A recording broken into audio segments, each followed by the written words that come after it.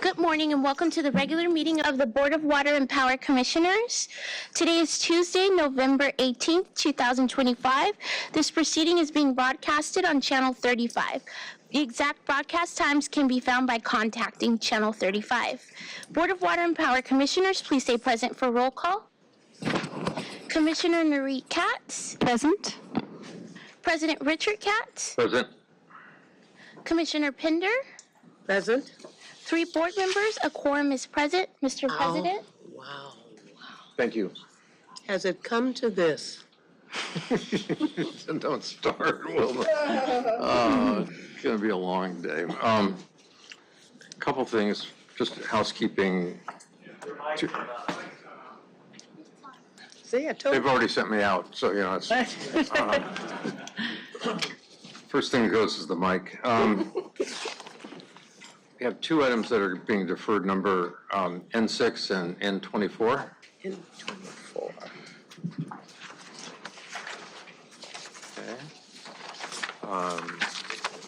Okay. Do you want to take the N24 so I can then be? They're being We deferred. can't without, That's right. we have to Being wait. deferred, so, All right, thank you. yep, but thank you for the offer. I want to welcome everybody to this meeting. This is a relatively long agenda because people were trying to get as much in as possible, not before the end of the year, but before quorums got questionable. So we got a lot of stuff at the last moment. And thank you to Shantae and her staff for getting it all ready for us. And we'll go ahead.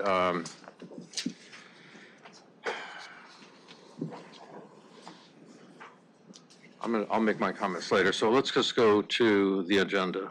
Any comments by other commissioners? Not at this time. I will save for specific areas. Thank you, the same. Okay, thank you, Wilma. Public comment? Public comment is open. Public comment is open at this time. We have approximately 10 public commenters. The first public commenter is Lily Friedland, who will be followed by Connor Everts.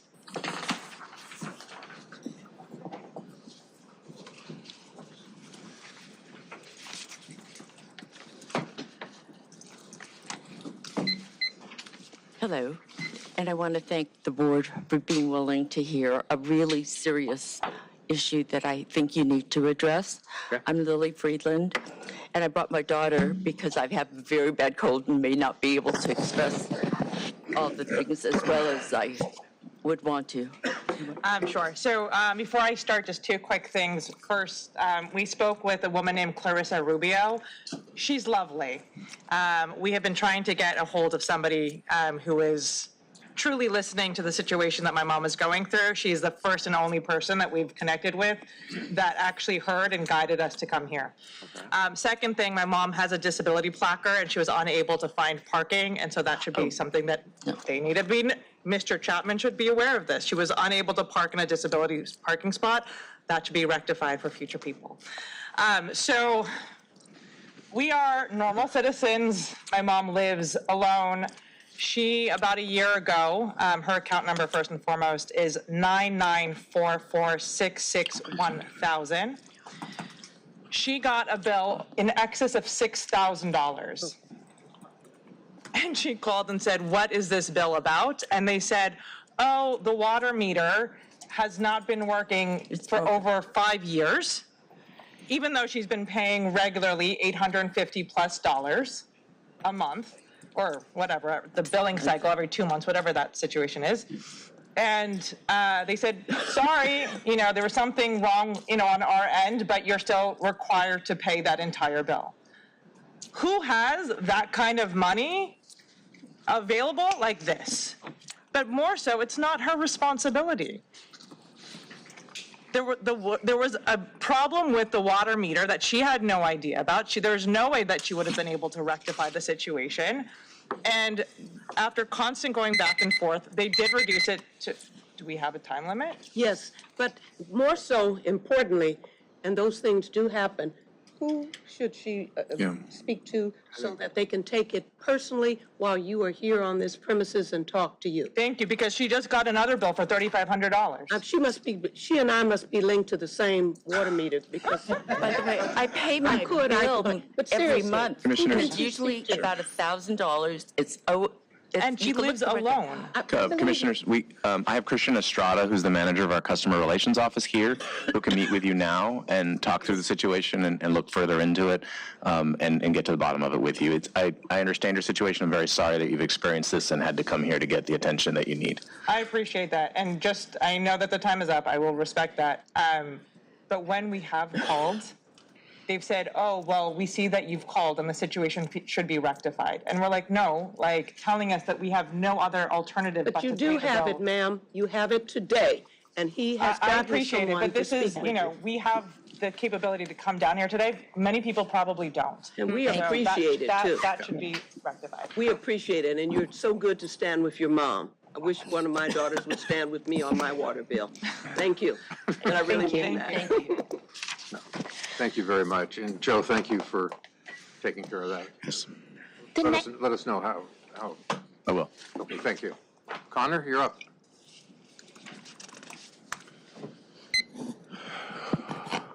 Thank you, Richard. Welcome back.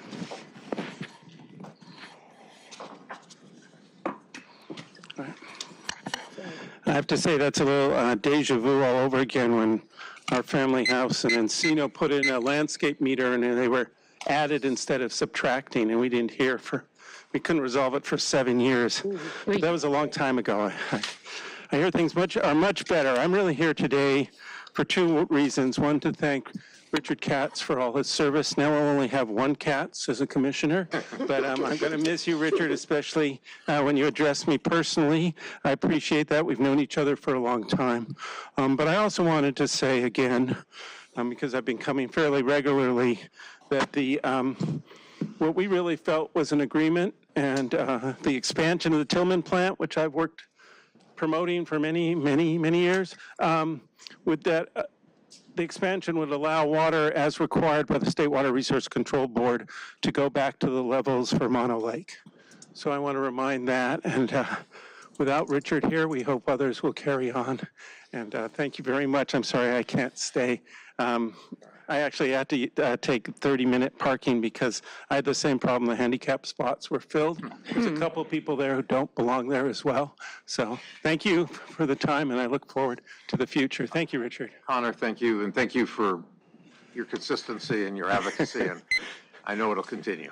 I just show up, as you have too. Thank you very much. That's half the game at least, right? Yeah. Yes. Yeah, And, absolutely. and Connor, I do want to say, although I cannot fill Richard's shoes, that I will continue the communication with you and Mono Lake Committee, and that this issue is definitely high on my priorities. And So I appreciate that, and you also being on the INYO Standing Committee and representing tribal issues. Thank you all very much. absolutely. Thanks, Connor. Take care in this damp weather. Yeah.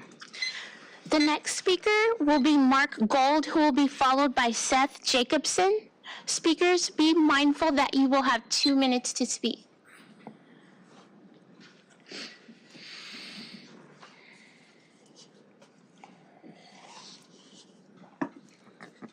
Good morning, everybody. I'm Mark Gold. I'm here today to, I thought it was going to be a roast, Richard. That would have been a hell of a lot more fun. It's early still, Mark.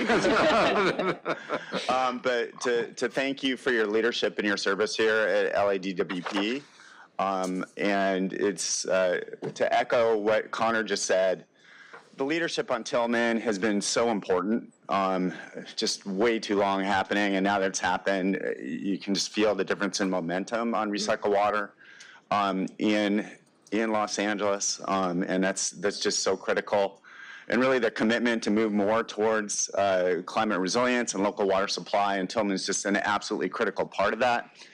And speaking of climate resilience, the leadership on Mono Lake, where the more we're learning about Mono Lake, the more we realize the impacts of climate change on Mono Lake have been pretty substantial. So your statement of potential policy moving forward on Mono Lake is greatly appreciated, because that's obviously such an incredible resource for the state of California. And the reality is, with climate change, it's not because LADWP hasn't been doing, what they can to better protect Mono Lake, but at the same time, the lake levels just haven't been met. And so, obviously a lot more needs to be done, and climate change wasn't taken into account in that original agreement. But bottom line, thank you, Richard, for your leadership here. I don't know what the hell you're going to do with all your time now. But anyways, great seeing you, man. Basketball games, Mark. I'll see you. Some Bruin games. Thank you. Thank you, Mark. Seth, welcome. Thank you. I'm hoping that I can get a little more than 2 minutes, because I want to talk about an unagendized item, and I also want to congratulate you, number 33, so maybe you'll give me a few minutes.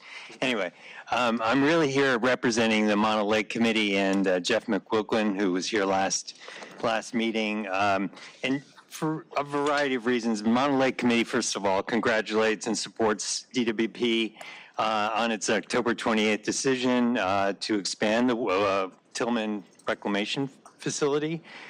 We think that that's a major step in the right direction, and could potentially get Mono Lake, as we said in the last meeting, to 6392, which would really obviously be an incredible opportunity. And we believe that the opportunity here for this commission to communicate that to the State Water Board, and to communicate the biodiversity, the need for air pollution controls and others, would be tremendous.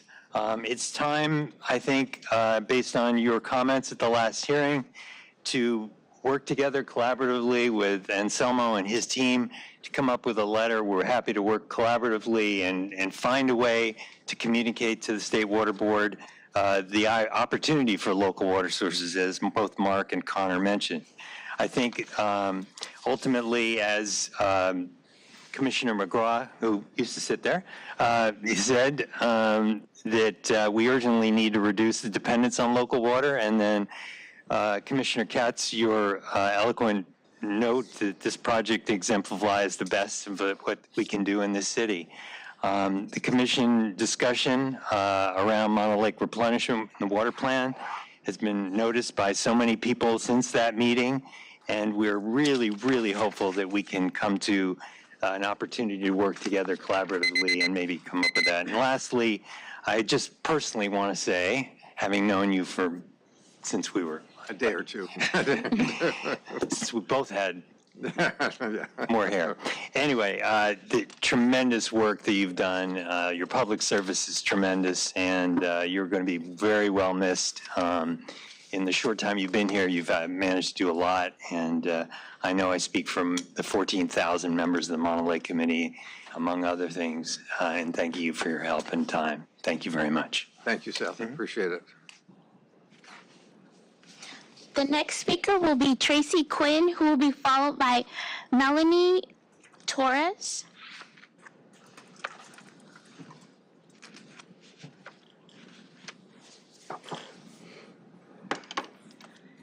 Good morning, commissioners.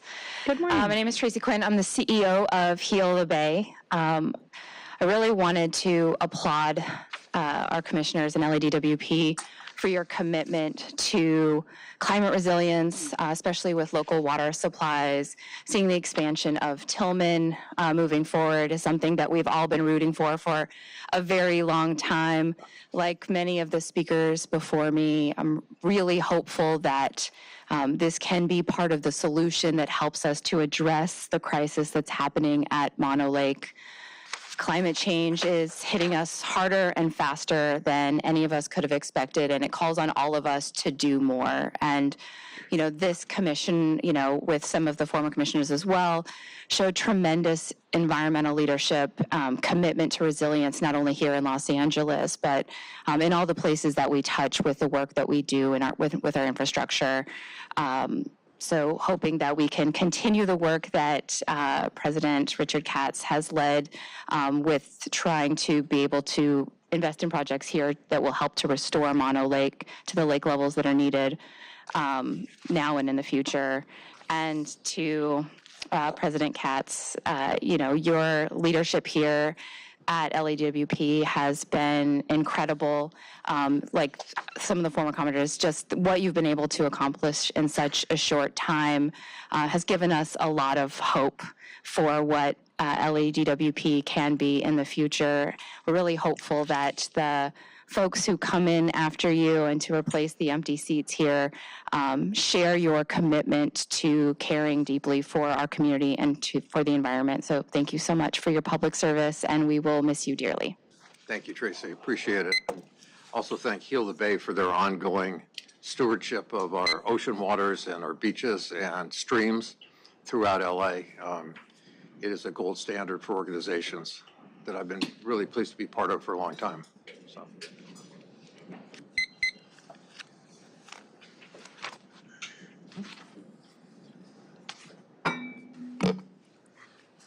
Good morning. Good morning. My name is Melanie.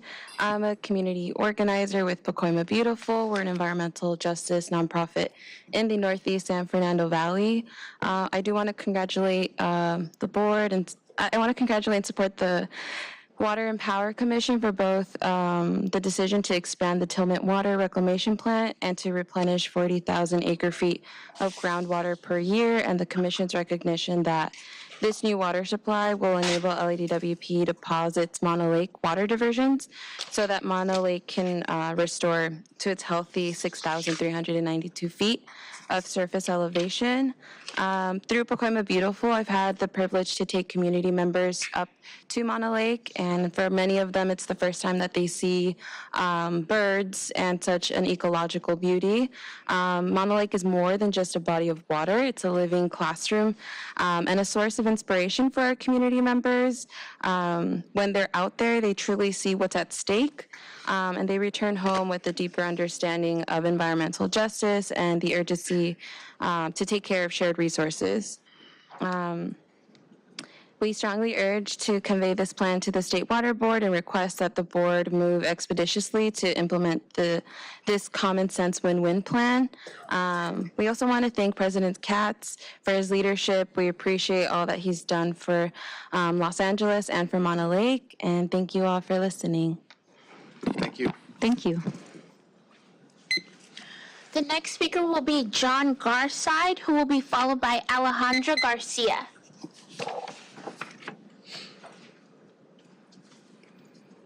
Good morning, Commissioners. My name is John. I'm the Policy Director for Crop Swap LA. We are a South Los Angeles nonprofit focused on resilient, community-based water and food systems. I'm going to join the chorus here to thank President Richard KATZ for your leadership and service during your tenure here and your long history of public service, longer than I've been alive. And it hardens me to hear Commissioner KATZ say you were ready to carry the torch for Mono Lake here. I appreciate the recognition. The additional water supply is made possible by the Tillman Advanced Treatment Recycling Project, creates real opportunities for ecological restoration here in Los Angeles and the Eastern Sierra. As the recent LA Times coverage noted, we're entering a new era of local water resilience, built on wastewater recycling, expanded stormwater capture, and decentralized green infrastructure. These local investments don't just strengthen our own reliability, they also give LA the flexibility to reduce pressure on the fragile ecosystem, Mono Basin, other sensitive areas that have borne the impacts of these historic diversions. The proposal to allocate Tillman water, it's a clear win-win. Using the portion of this new Tillman supply to support local habitat restoration allows for the improved ecological conditions. The Mono Basin comes at no cost to LADWP's water rights, does not diminish the city's ability to meet demand. Pairing increased recycling with continued upgrades to stormwater capture saves money in the long run for diversifies LA local supply portfolio. I heard the last meeting, President KATZ, you said the next step would be a letter writing to the State Water Board. I know we have a very robust, supportive coalition that is happy to continue the advocacy at the state. I want to acknowledge and thank you for that idea and the commitment. And I respectfully urge the Commission to advance that communication so the State Board can act promptly on this. LA has the chance to lead, showing this management and strengthen our city, helping repair all this harm. Thank you so much for your time. Appreciate it. Thank you for being here. The next speaker is Alejandra Garcia, who will be followed by William Funderburk. Hello, good morning. My name is Alejandra Garcia. I live in Van Nuys, and I'm also an LADWP ratepayer. I'm a youth organizer here at Pacoima Beautiful. Our mission is to educate, advocate for local policy change, celebrate arts and culture to create a healthier, more sustainable San Fernando Valley. Pacoima Beautiful strongly supports the proposal made by President KATZ that LADWP pauses its water diversion from the Mono Basin and instead use water from the expansion of the Tillman Recycled Water Project, approved at your last commission meeting.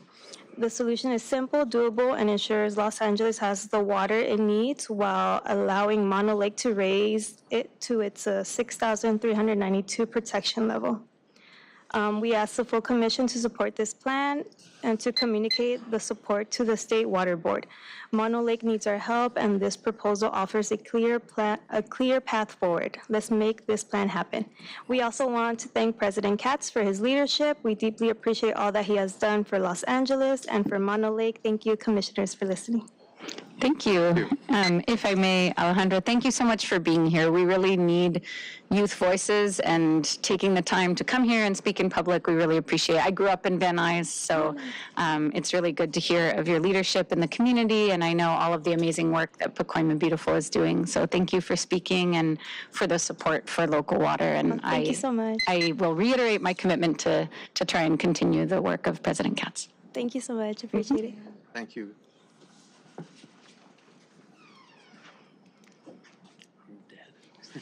The next speaker is William Funderburk, who will be followed by King Chalkins.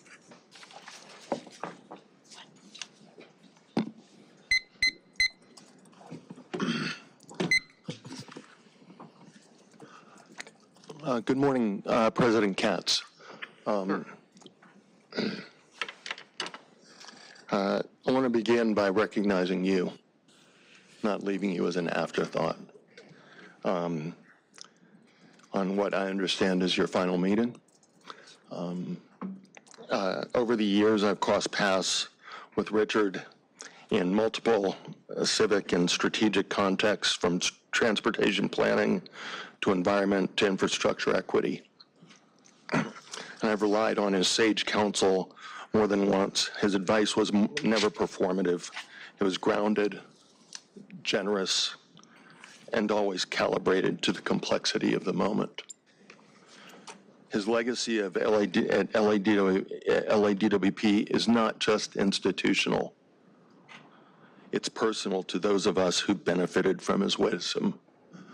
When Jules Radcliffe introduced me to you, back when Kenny Hahn was still alive, Time ago. and Jimmy Hahn had just been elected city attorney after being controller. Rick Tuttle was controller, yada, yada, yada. I didn't know that my life would change as much as it did from having known and benefited from your wisdom. That's not to say that I need more time, but I may need, I wanted to comment on every single one of the agenda procurement items for this reason.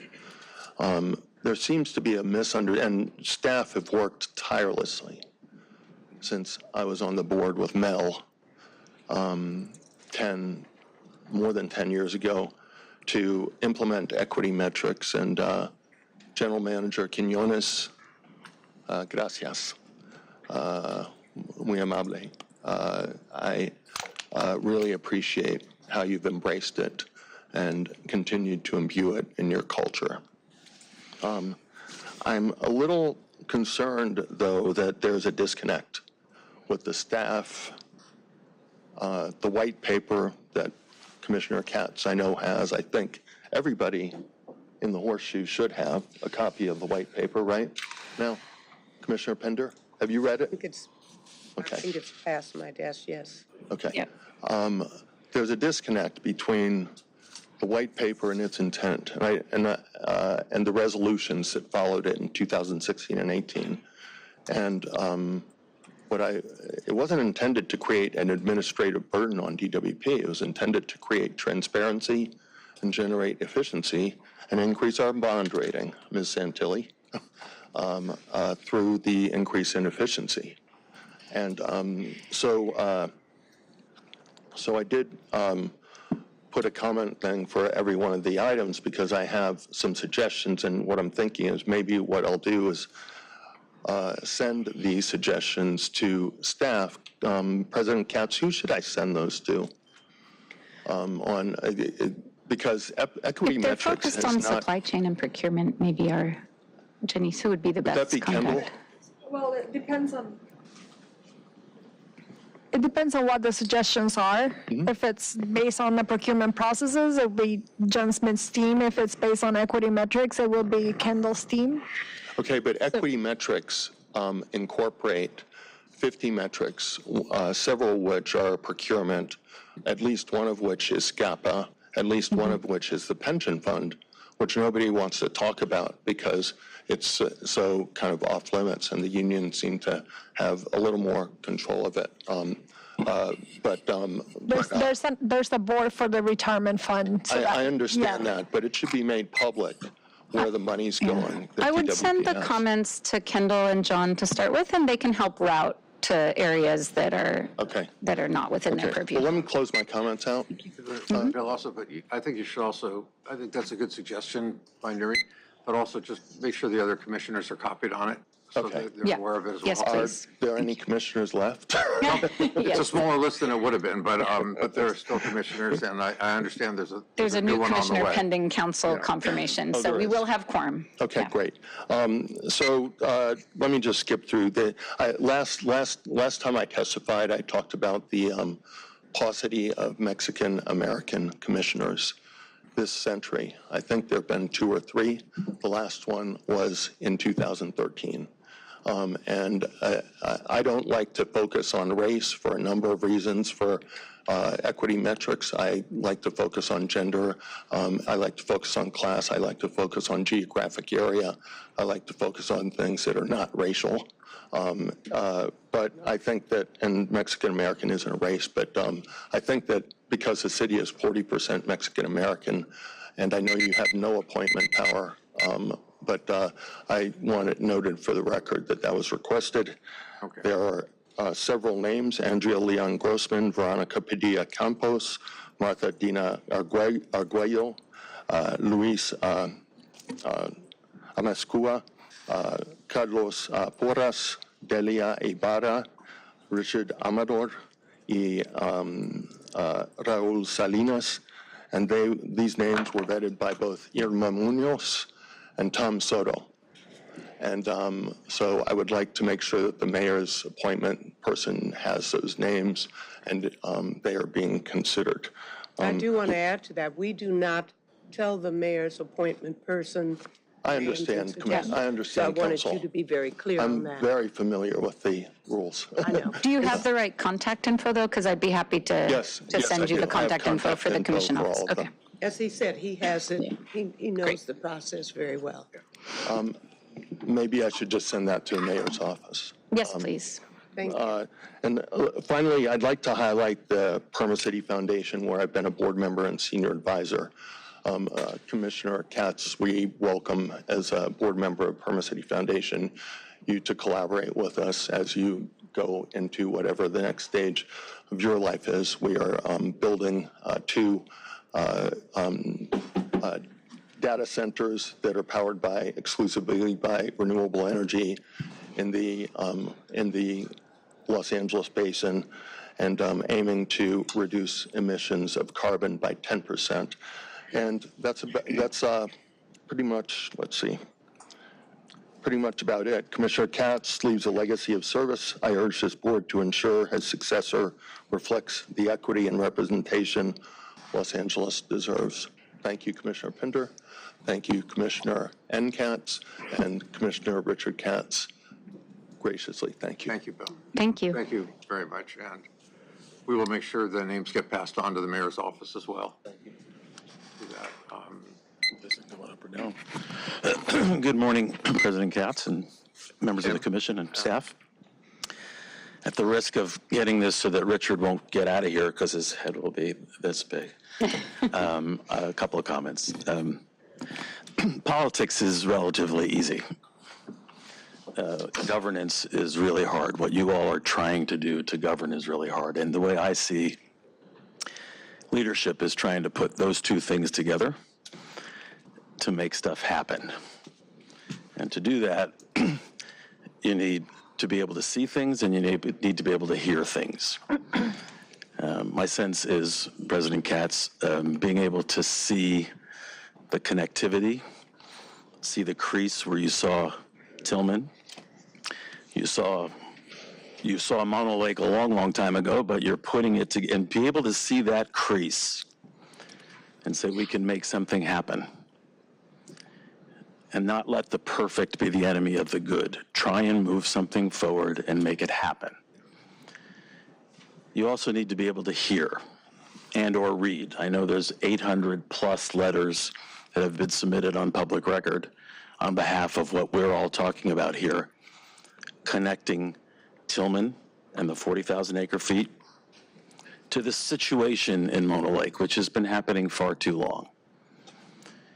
In my mind, that's what leadership is about, is being able to see that, meld the politics with the governance, make some decisions and get stuff done. So I would encourage you all to follow the leadership, see the crease and go after it and make a decision to make some stuff happen. So Richard, thank you for your service and your leadership. Thank you, Ken. Much appreciated. The last speaker will be Tony Wilkinson.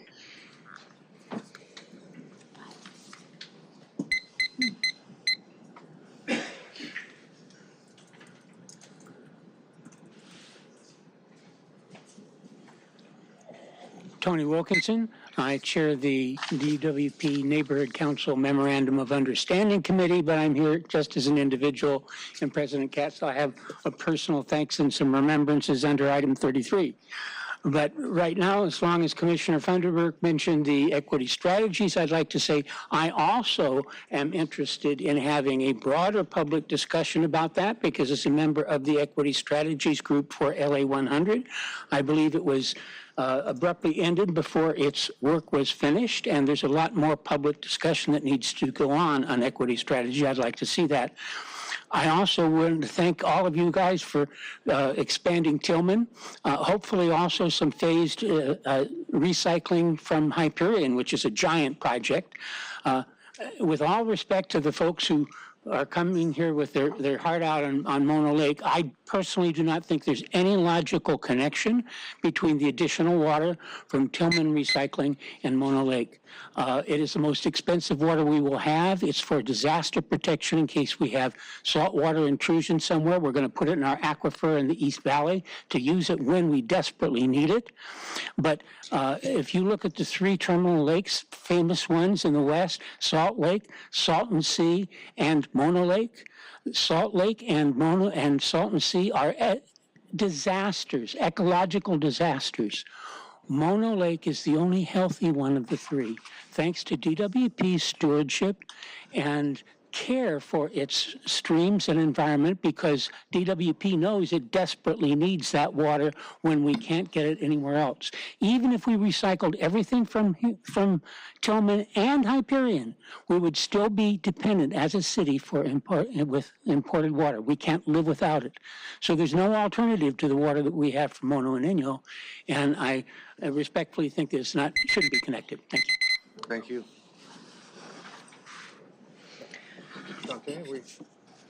I think that's everybody. Public comment is now closed. May I make a comment, Richard? Sure. So I'll save my Richard comments for later, my Commissioner President KATZ comments for later, but I did want to thank all of the commenters today who, even with some differing perspectives we just heard, all recognize the importance of local water sources here in LA. This is a deep commitment of this board and the mayor's office to push towards our 70% local water. So thank you to Mono Lake Committee, Pacoima Beautiful, Crop Swap LA, Heal the Bay, Commissioner Funderburk, Mark Gold, and others who spoke today, Tony Wilkinson. So But a number of you also spoke to equity strategies, which is something that we are also deeply committed to on this board.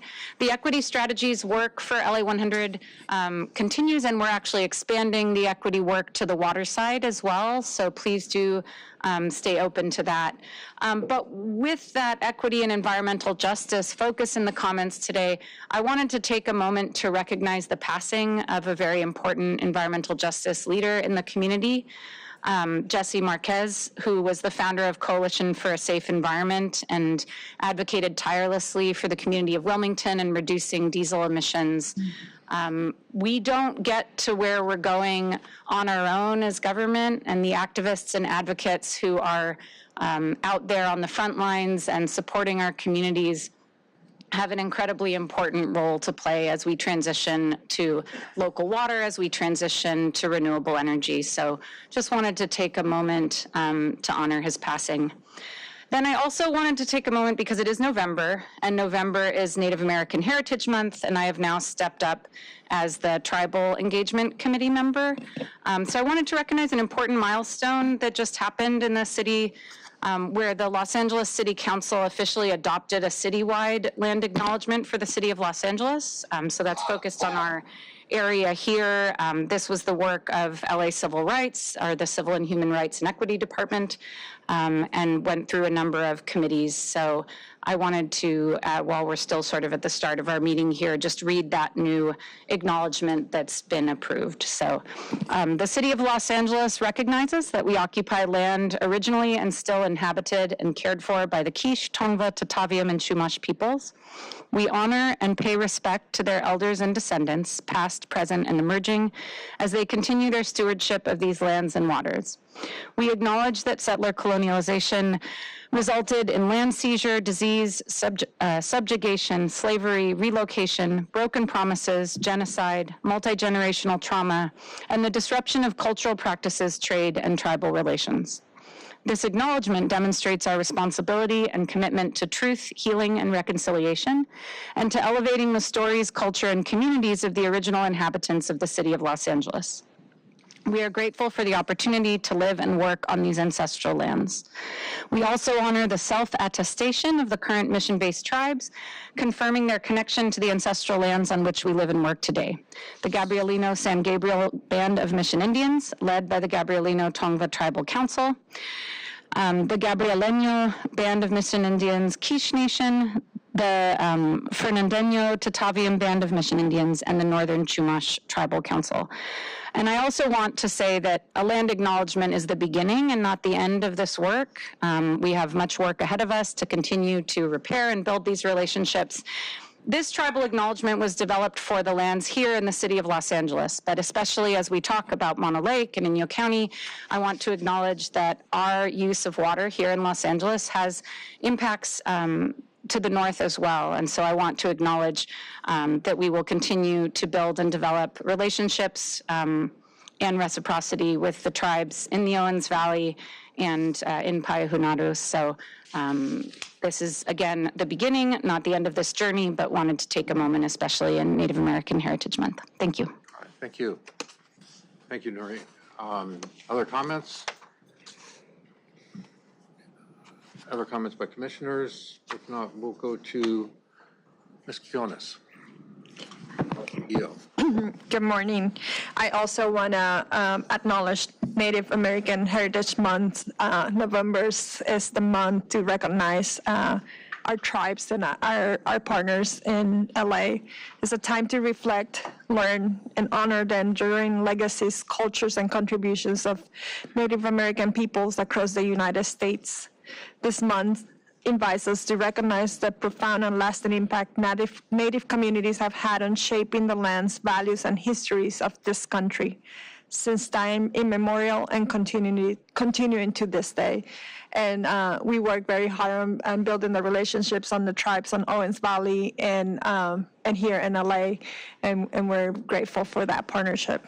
I also want to acknowledge Veterans Day, which happened November 11. We have an event today around 12:30 celebrating our veterans. Very important day to celebrate the sacrifices of our service members and how they support the freedoms and the values of this country. And now more than ever, this day represents a lot for our employees that continue to serve their communities as employees of the department and the city of LA. With that, I'm going to pass to Dave Hanson to talk about the power system. We have a couple of events that happen in Navajo and the Lineman's Rodeo in Kansas. Also, update on the storm that we just went through and more rain coming. So, Dave. As usual, the CEO covered it all, so I'll pass it to Anselmo. So we were going to talk about the Lineman's Rodeo last board meeting. We went a little long, so we're carrying it forward for this meeting.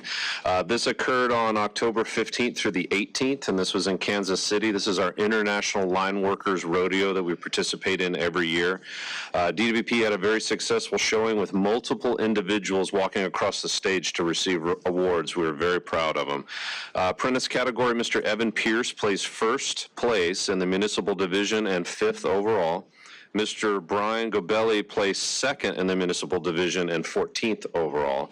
In the journeyman category, Mr. Dustin Rose, Tom Crevier, and Jorge Jimenez placed third in the municipal division and 19th overall.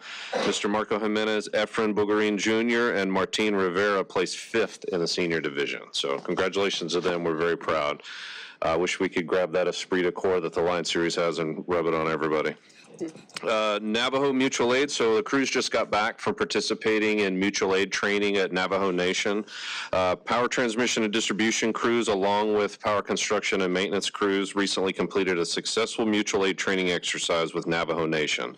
Approximately 63 employees worked 12-hour shifts, 6 days a week for 4 weeks. During this effort, the team installed 547 poles, strung 44 miles of conductor, and placed 16 transformers. Also, 11 homes were energized for the first time in the history of many generations of family living in those structures. And they assisted in rewiring several other houses to ensure they passed inspection in time for the energization before our crews came back to LA. This work highlights the dedication and expertise of our crews and our commitment to mutual training while also supporting underserved communities. This weekend we did, I'm sure everybody saw the rain that hit us in an unprecedented manner. So for this weekend, November 14th to 17th, we experienced a significant rainstorm event. Overall, we fared well. We had a total of 76 outages, approximately affecting 59,000 customers, but not all at once. Just means over the span of the storm. The largest impact of the storm was actually yesterday when rain got light at Distribution Station 2. We had a roof leak that intruded inside the station and caused some equipment to flash over. That resulted in a peak outage of just over 20,000 customers. We had an average of 40 crews working tireless throughout the 4 days, restoring customers' power. We completed approximately 773 trouble calls. The majority of the outages were very short in duration, but proactive staffing, rapid mobilization, and forward deployment of crews, in addition to strong coordination across the divisions, ensured a timely restoration of service. On November 8th, we did have a large area outage when we lost an entire receiving station, Mid-City Receiving Station Delta. It was an unplanned outage due to an issue on the 138,000 volt side. Root cause is under investigation, but we did find some damaged equipment inside the station, so we're pulling the relay data to do a full investigation and find out exactly what happened there. And that's all I have. Actually, also, we did have an injury during the storm. One of our line patrol mechanics out there working in the rain fell approximately 12 feet from a ladder. He was transported to a local hospital, but he was treated and released, so we expect him to make a full recovery. That's it for my report. Will do. Thank you, sir. And I'll just add that mutual aid is an important component of our training, and this year, actually, it's been a long year. This year, Navajo Nation came to support us during the wildfire, so we we're in Navajo Nation this time, but this relationship that the crews have built creates a lot of trust. So when they come in to help us in our territory, it's just already established. So it's a very important role that both teams play to support each other. That's a great point that she just made. Actually, when we were in the middle of the Palisades emergency, Navajo called us and says, we're on our way. They didn't even ask. It was our first time actually asking for mutual aid, and so it was a big step for us in the right direction. Recently, we were out there at the site with the folks who came from Navajo, and it was impressive.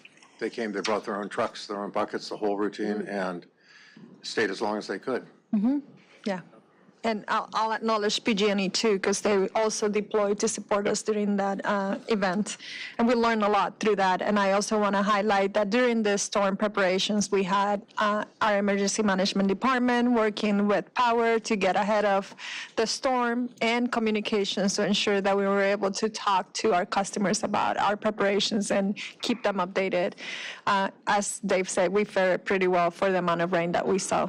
Every time it rains in LA, it's a major event. So I'm also going to pass it to Dan Achelman to talk about Safety Week and also our flu shot campaigns.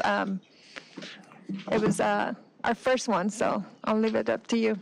All right. Well, thank you, Janice. And with that, the first one I just want to highlight is our annual flu vaccine event that we had at DWP last year.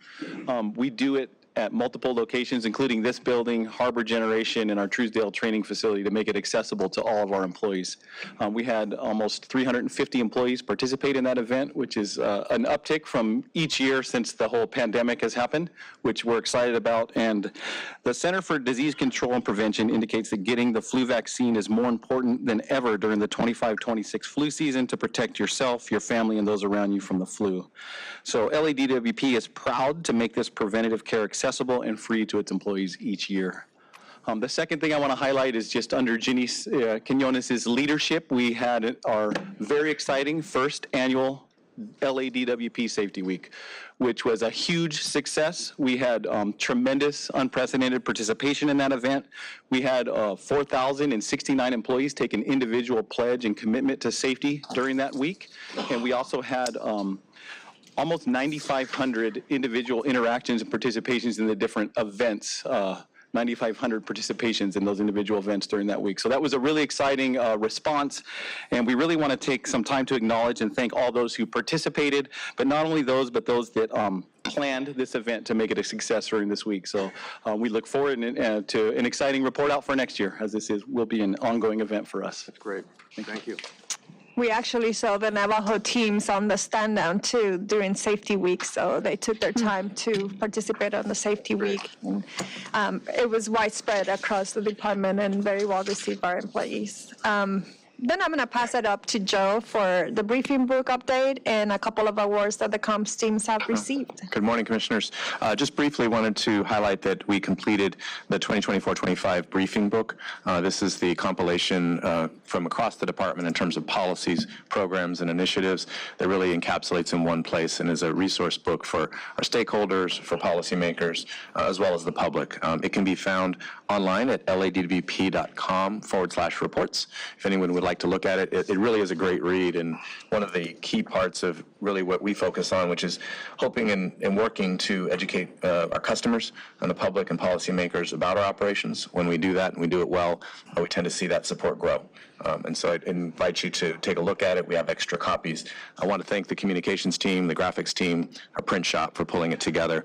It really is a significant effort, and one that we've been undertaking now since 2013. It was a signature publication that was initiated back then and that we've published every year since. I also want to highlight a couple awards, as Janice had mentioned. The department was recognized by the American Public Power Association during their Excellence in Public Power Communications Awards. That's for LADWP's now digital magazine, Intake. Intake has been published for over 100 years by the department's Public Affairs and Communications team. We took it online a couple years ago. It's a beautiful publication, one that really encapsulates the day-to-day, week-to-week, month-to-month work here at the department, key initiatives, key employees, really, and telling their story, which we try very hard to do so that people can appreciate the work that their ratepayer dollars go to pay for. The intake took the Award of Excellence in the print and digital category this year, and I want to thank the team and congratulate the team for their work on that. Some of the members are here with us now. And before we recognize them, I also want to highlight a really proud award that we received. Reagan Communications is a national organization comprised of communications and marketing professionals. And this year, we took home the Zenith Award of Distinction in the Platforms and Technology category for the Water Quality Dashboard website that was created during our response to the Palisades fire. When we were working to restore water quality to the over 8,000 customers who were impacted.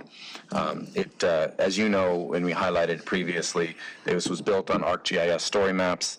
It was the first of its kind and has really set the bar for how a community responds and shares in a very transparent manner the information that customers now expect. They want to see the water quality report results that you take every day before you tell them their water is safe to drink. That dashboard and all the work of our team did to compile and to present it was recognized by a national organization. I want to thank the teams. Really, it was led by Water Quality together with IT and communications. Tremendous team effort. I know Norma Grubb had just started in her job a few weeks before. Justin Saris and his team, and Yu Sun Chung, our Water Quality, Jonathan Lung and Kashal Parbu, and Rachel Vasquez from communications were really the core team there, along with some of their other team members who made that happen in an incredibly short amount of time. So congratulations, award well deserved, and thank you all for your work. Let me just add, in addition to the thanks of the commission and everyone for the work that Joe and the department is doing, the increased outreach with all these publications is nothing but beneficial to the mission at DWP and what all of our employees and all the folks are trying to get done. The more we get the word out about what's actually happening, the more people can understand some of the things we do, which may not make sense to them on the surface, but when they drill down or see how it all fits together, makes a lot more sense, because we're all interdependent on each other, particularly in this department. And getting that story out and the successes is huge. And it's a good part. So, Joe, thank you for expanding that. And since it's in-house, it saves us quite a bit of money. Absolutely. I appreciate that in particular. Yeah, I'll echo that and just say congratulations to you and the team on these awards. Having had friends and family impacted by the Palisades fire, I know that water quality dashboard really was important to the community and really made a difference. So congratulations on that. Also great to hear about the safety efforts. In terms of the storm, our crews do amazing work every day, but I'm particularly grateful when there's conditions like this, and to the 40 crews that were out there working in the heavy rain. We definitely are very grateful for your service, as well as the emergency management group. And I'll echo President KATZ in wishing a smooth recovery to the employee who was injured. Also wanted to note, with Veterans Day having just passed, that thank you to CEO Quinones for her service. And also, Dave, I know you were recently highlighted as part of the 250th anniversary of the Navy for your position as electrician's mate first class subservice. So, you were there at the start? Yes. Hoo-yah. So thank you. Yes, sir. Yeah, thank you for your service, and thank both of you for the work you did to make sure that our Valor group got established and that we support veterans every day in this organization. So thank you. Thank you. Thank you, Dave. I would just add that this dashboard, and then someone can add to this, has become the standard of the industry, and so people are expecting this. You want to add something to that? Sure, I can tell you that every year we meet with the Division of Drinking Water, and we had our meeting maybe a month and a half ago or so, and I made that comment, and this is having several members of the Division of Drinking Water there. And I did talk about the fact that we were able to do a really good job with the dashboard and basically a story map. And they all agreed that this kind of sets a new bar for the expectation of transparency when we have these incidents. And I took the opportunity to highlight to them that when we were finally able to remove the do not drink notice, there was a lot of media attention on that day. and the media went around and was talking to some of the customers. They went up to a particular gentleman and they asked the question, well, do you trust that the water is safe to drink? And this gentleman said, I have been looking at their website. I have seen all the results that they posted, and I am confident that the water is safe to drink. So to me, right there, it's demonstrated that the great work that Joe's team and my water quality staff did on Jonathan was well worth it, because it demonstrated that we were extremely transparent and we provided a lot of information in an easy way to search. One of the challenges that we had is we communicate with pressure zones, and the average person doesn't know what that is. So putting that information into a way that's easy to search and understand what it means made a big difference. So the Division of Drinking Water was very appreciative, and they didn't say that it's going to become the standard, but I did get that wink and a nod that, yeah, we're thinking about it. So I have given a fair warning to the other California agencies, and most of them have said they would love to have an opportunity to see what we've done. Good. So. Now, listen. Yeah, thank you. We are more than happy to lead that parade, and congratulations to your team and Joe's as well, and everybody who makes that happen. But, you know, one of the great things is that we have an opportunity to show it's just not theory, it's just not on paper, but in real time. This is how it makes a difference in people's lives, and you know, that's what DWP does day in and day out. So, you know, sometimes it takes a crisis or an emergency for people to understand it, but it's also an opportunity to tell stories, and there's stories that need to be told.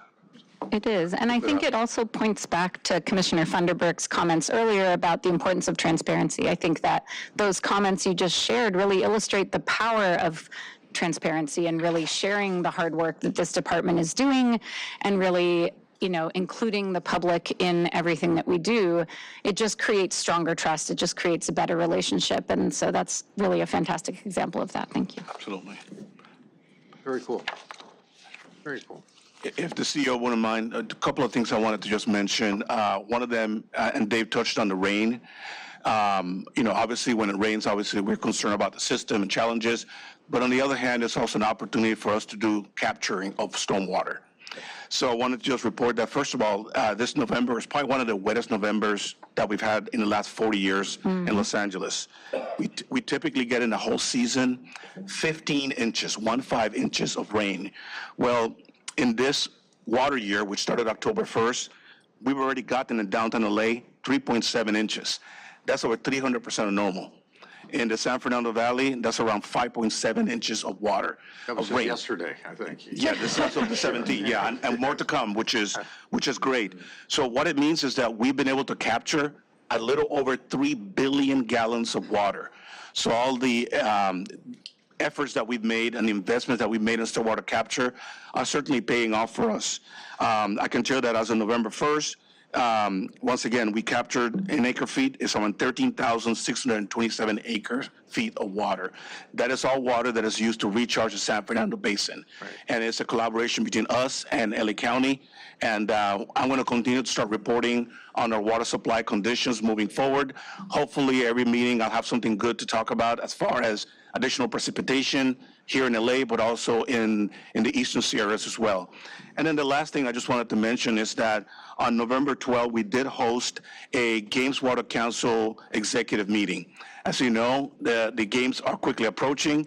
We are 969 days away from the Olympic Games here in LA. Wow. And for the first time ever, we actually have a Games Water Council. The meeting was well attended. It was at the La Crest Innovation Center. We had over 20 agencies that participated, including also Commissioner KATZ that was there, the mayor's office, and many other folks that were there. Actually, the Office of Public Accountability was there as well. It was a great opportunity for us to talk about collaborating and coordinating all the efforts. As you know, the Olympic Games are not only in the city of LA, it is also in other cities that are adjacent. We need to collaborate and work together to make sure that everybody is well prepared. We've developed several committees that are being chaired by different agencies, and everything is with the effort to make sure that from a water perspective, the games go out without a hitch. So I just wanted to pass that along because the state of LA, DWP, is taking a leadership role when it comes to the Olympic Games, when it comes to the Games Energy Council, but also the Games Water Council. Great. Thank you. Thank you. Gonna have to be a little hard work in that one city, and is it Oklahoma that's? Yes, yes, Oklahoma. We're gonna get them in there too. And actually, they were participating in the meeting. It was a hybrid meeting, and they also participated. Yeah.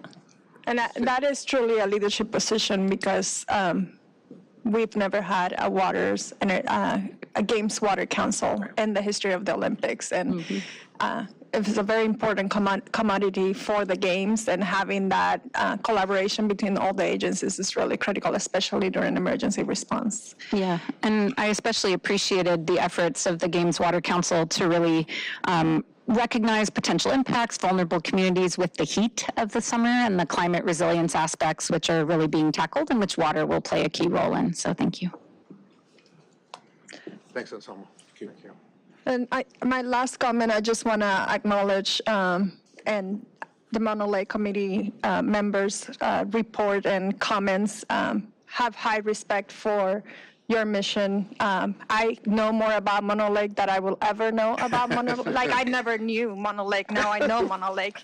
And that speaks to your commitment of educating the stakeholders and the public, and I think that's really important and really commendable. I would say my position and the department's position is that we're open to an updated State Water Board study.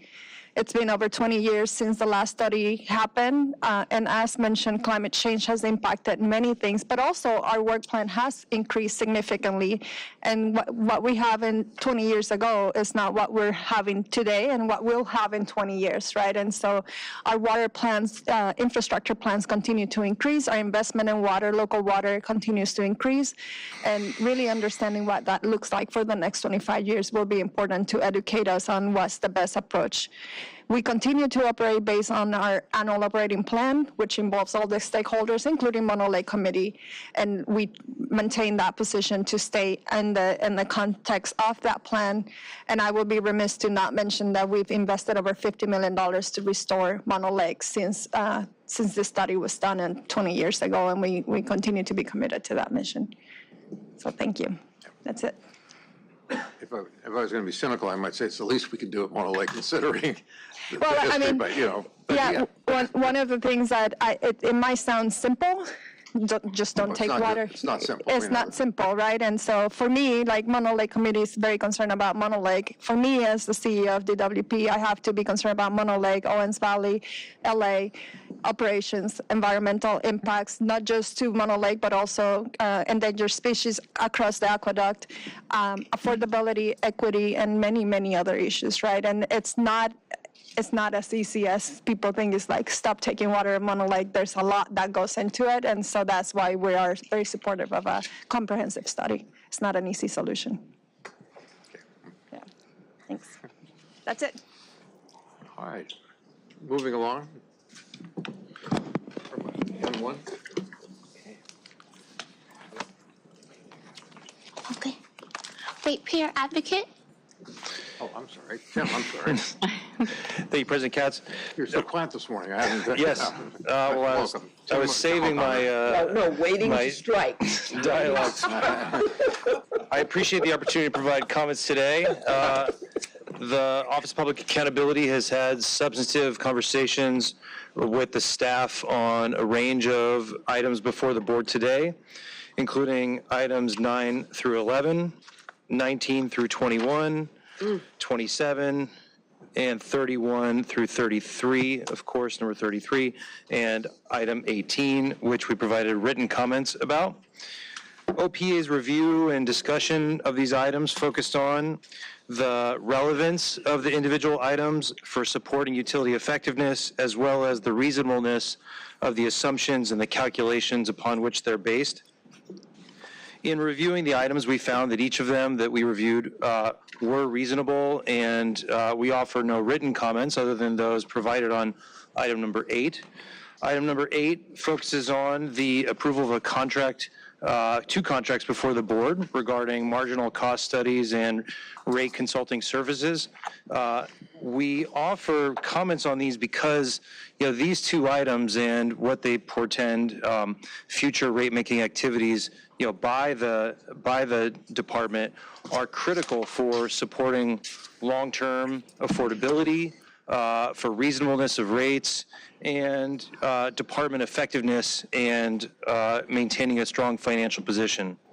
We look forward to participating in those processes. We've already been speaking with the FSO team, and who's indicated that OPA will have an active role in going forward, and how item number 8 and the contracts, item 18 are executed, and we look forward to that dialogue. As it relates to, of course, item 33, we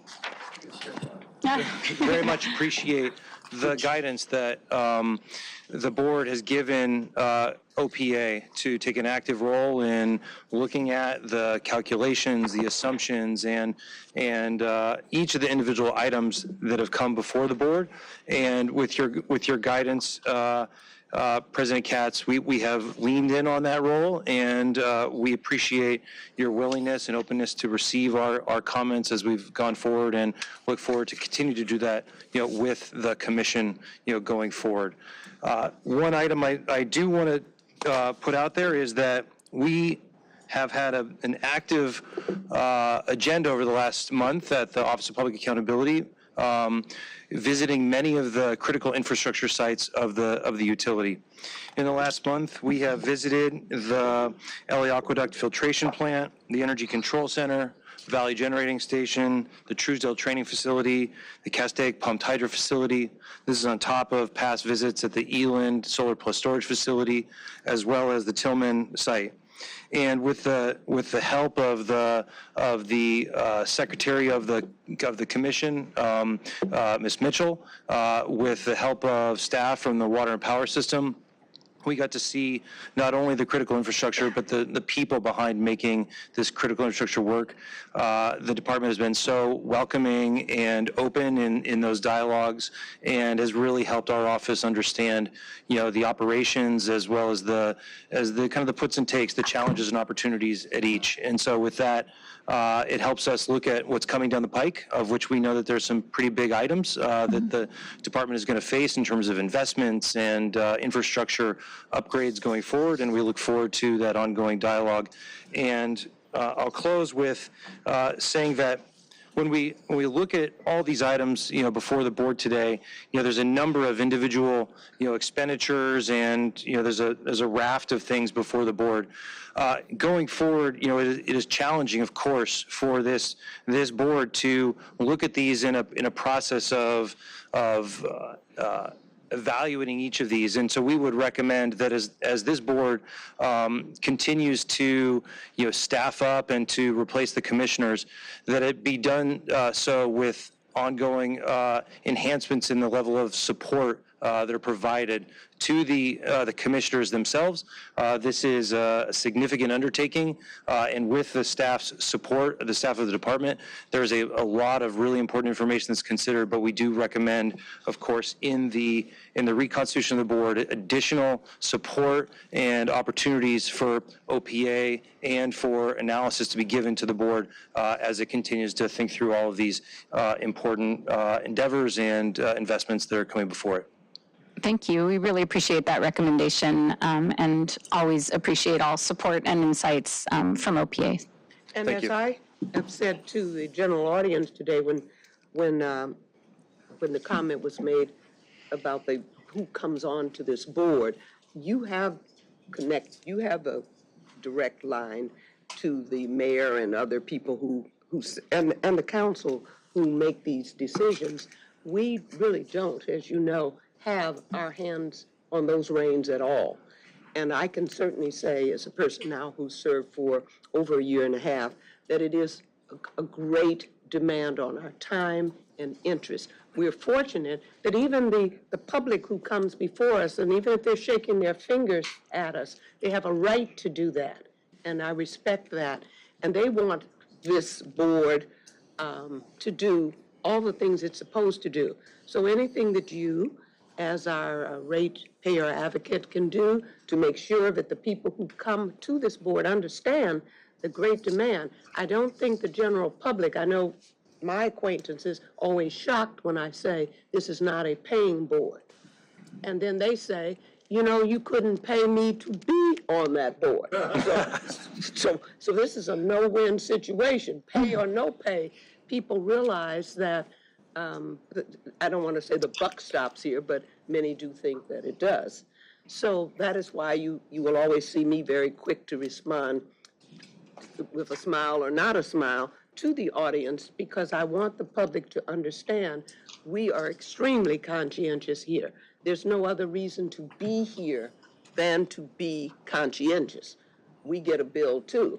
And I wasn't just being funny with that lady when I said, who the heck is sending out these bills? I mean, seriously.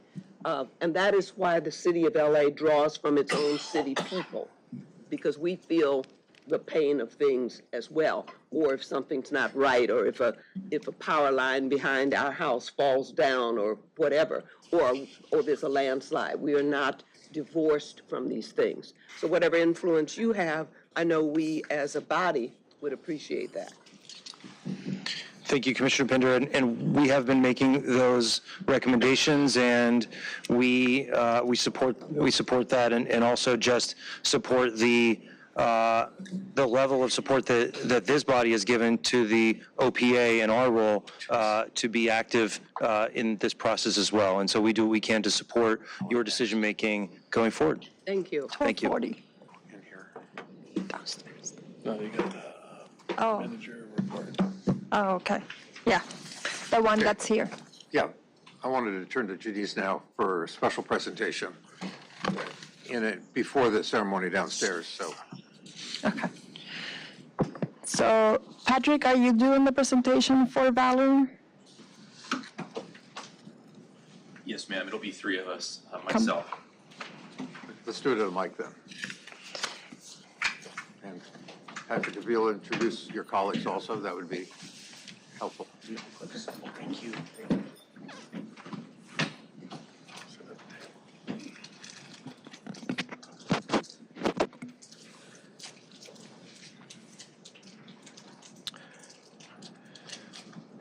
Good morning, honorable commissioners, distinguished management, and guests. We are honored to be here on behalf of Valor to present our one-year anniversary briefing to the LADWP Board of Commissioners and the extended audience.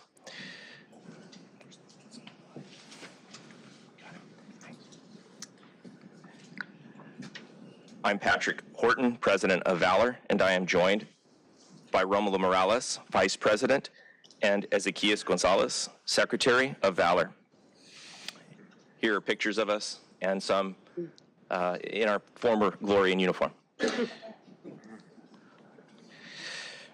We want to thank our CEO and General and General Manager, Janice, and Chief Engineer, Janice Quinones, for her stalwart support to Valor, to veteran DWP employees, as well as to those currently serving military reservists, and we note with pride that she came from among these ranks, having served 20 years in the Coast Guard also. And our agenda includes updates on the following items.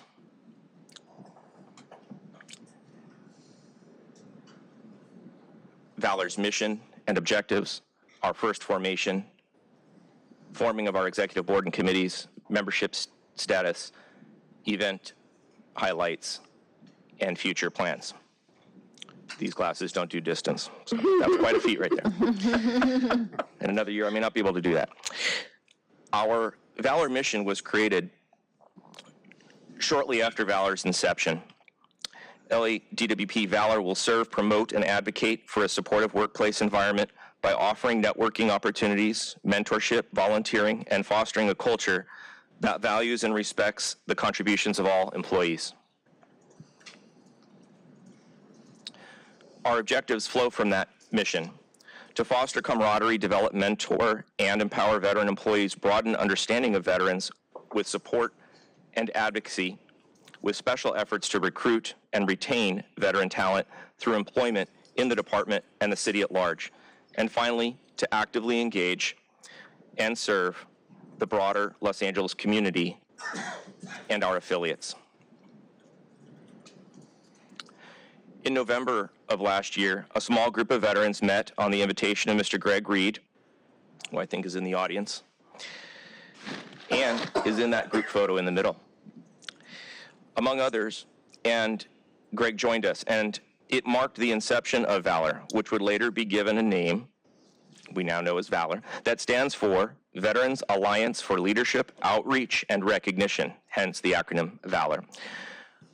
We were then honored, as we are now, to present to the LADWP board, and at that time, presented with Carrie McCorkle, now retired from Legislative Intergovernmental Affairs, and Eric Yoshida, Vice President, still serving, and myself.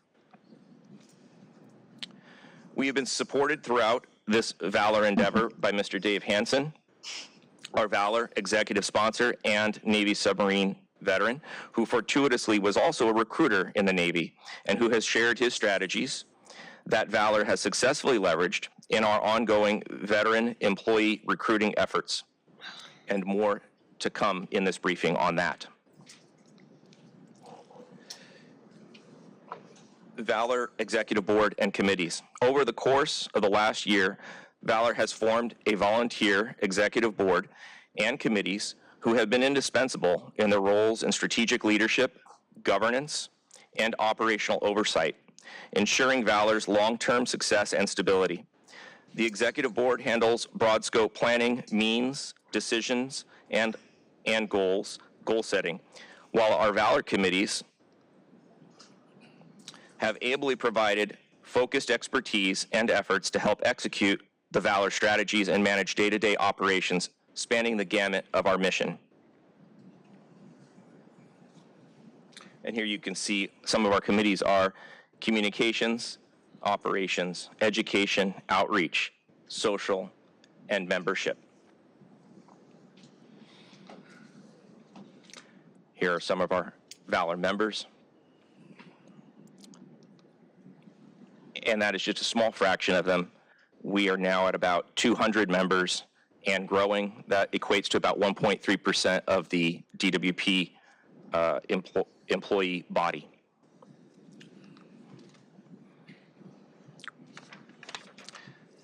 All right. And now I'll turn it over to Secretary Ezequiel Gonzalez. The letter O in Valor stands for outreach. In less than 365 days, Valor has participated in over 30 events throughout the city. This has given our veterans the opportunity to continue giving back. I would like to share with you some photographs of the wonderful events that our veterans have engaged with throughout the year. These are a list of the events. The first photograph we have is following the fires in the Palisades. Valor was invited by Post 283 to set up flags out in Central Park. This symbolized patriotism, resiliency, and just the rebuild. We were also a part of Fleet Week. This was at the end of May. It was an incredible opportunity for the Veterans of Valor to set up a booth alongside with recruitment as well as the Speakers Bureau to get information and engage with other organizations in the community. Over the course of Fleet Week, the Veterans of Valor and members spoke with over 100 veterans on the careers at the department, as well as their military experience and how it translates over to the civilian workforce. As you can see in this photo, Valor is not just for veterans. We welcome veteran supporters like Andres Garces, who's second to the right, as well as family members who joined us on the Memorial Day cleanup of headstones, as well as placement of flags on grave sites. The young man in the bright blue shirt is actually my son, and sharing that moment with him was incredibly moving. Being just side by side with him, honoring the fallen, and passing on the meaning of sacrifice and remembrance.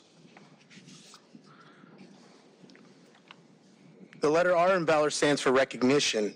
On June 5th, LADWP was presented with the 2025 Veteran Employer of the Year. And this was by the California Employer Advisory Council. Our Chief Engineer, Janice Quinones, was there present to accept the award on behalf of LADWP. On July 2nd, we hosted our first Independence Day barbecue at JFB, serving around 100 employees and creating a fun afternoon of food and camaraderie. And on July 27th, we hosted another barbecue, Valor's first Labor Day barbecue at the Truesdale Training Facility. We had approximately 200 attendees, and Valor had the chance to honor the DWP workers who helped in the emergency repairs during the Porter Ranch, Granada Hills water emergency.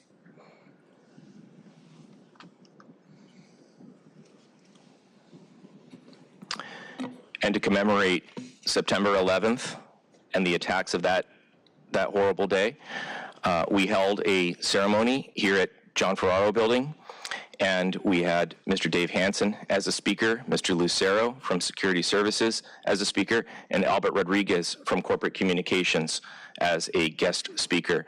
Since so many of our cohort in our era joined because of this event, you know, many of us Global War on Terror veterans who've served over the last 20 or 25 years joined because of this seminal day. Romolo behind me was in high school, looked out from New Jersey where he lived and saw the burning buildings. My cousin was killed in the Trade Center, and a high school friend of mine was a Green Beret, and he perished within 2 weeks in Afghanistan. So it was very personal and motivated a lot of us. So I was so very honored and pleased that we at DWP could remember this day and have this event.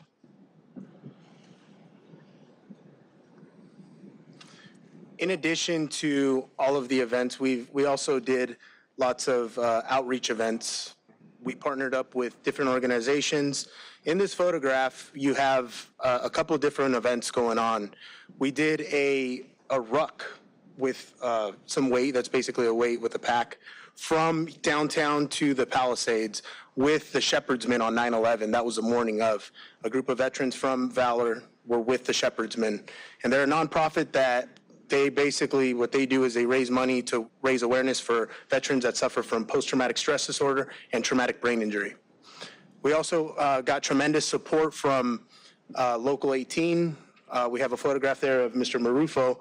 They're just supporting the event. They provided a hydration station for the event and were very generous to do so. We have more photographs. Pictures are worth 1,000 words, right? So we have photographs at different events. We did a baseball game. We also did numerous events. There is the lineman rodeo down in the corner, as well as NEO events. A very special event that we also had an opportunity to take part in was at UCLA. We went out there to also clean tombstones recently, and also provide support to the veterans, providing a resume workshop and just helping them professionally build them up. This slide here also shows that Valor has served as a liaison with local government officials. On the top, on my left, we have an event with, it was California State Senator Caroline Menjivar. She's also a United States Marine Corps veteran. That was last year at their San Fernando Valley Veterans Day event. Valor was there. We were invited. On the bottom of that photograph, we have Valor in attendance at the it was the West LA VA hospital for an event with New Directions, and that is Council Member Parks down there with myself and Patrick and Carrie. And to the right of that, we have a photograph with Council Member Padilla from Council District 6, and they were very generous. You know, we connected with them, and in the photograph next to that, it's the bottom one on the right, they presented Valor with an award for just the support, and I actually brought that award today, just to, you know, show it to the group, but we were presented with our very first award for outreach from Council District 6. Thank you very much.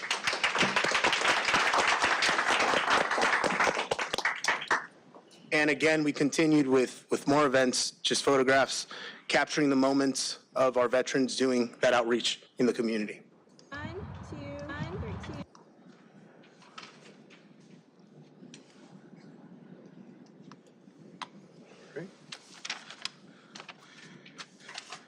And on this slide, I'll be going over the challenge coin. A challenge coin represents recognition, respect, and a sense of belonging. It honors a person's meaningful contribution. Valor's challenge coin was designed by Daniel Bautista, an electrical engineering associate 3 and a Navy veteran who served 5 years as a fire controlman on submarines. And he's actually to the right over here up front. Here it is. He And then he previously designed challenge coins in the Navy and has now applied that experience to Valor. Here's the basis of design of what each element symbolizes. In front of the coin, it shows the sunset or sunrise, represents the closing of a military career or the beginning of a new chapter in civil service. The electricity symbolizes the power that we deliver to our customers. Valor in the middle of the coin symbolizes serving as a bridge across all systems, water, power, and joint. Water represents the essential water service provided to our communities. And then the single star that's located on the very bottom, that's symbolizing hope. Hope for veterans seeking opportunities to continue serving their community, whether after active duty or while in reserve service. And then on the back of the coin, it honors all of the military in the United States. And then at this time, we would like to present challenge coins. Oh, go ahead. And I'd hasten to point out that the coin is like Valor and DWP at large. It's a fusion of efforts. So that center blue bridge that Romulo referred to was actually designed, by Eric Botero, Virginia Candia, and the team that worked for Mr. Romalo in corporate communications. And so we thank them for helping design that Valor logo that complements the design that Mr. Bautista made in this challenge coin. Just a manifestation of that fusion of effort. Go ahead. Thank you, Patrick. So at this time, we would like to present challenge coins to our Valor members. And now I would turn it over to Easy to read the citations while Patrick and I will begin presenting the coins.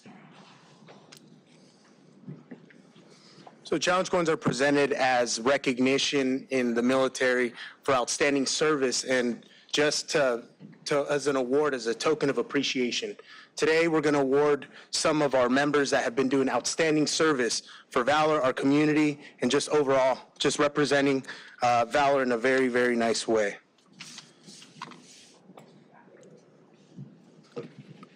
Valor is pleased to present Ralph Sanchez with the Valor Challenge coin for his contributions as a cook during the 4th of July barbecue and Labor Day barbecue, feeding more than 400 LADWP employees. Ralph also helped fill out critical paperwork to expedite procurement of Valor Challenge coins and lower the American flag during the morning of September 11th in honor of that day. Valor is pleased to present Leo with a Valor Challenge coin for his contributions as a cook during the 4th of July barbecue and Labor Day barbecue, feeding more than 400 LADWP employees. Leo has also been part of a community outreach where he volunteered his time planting over 250 flags at last year's Memorial Day ceremony at Forest Lawn.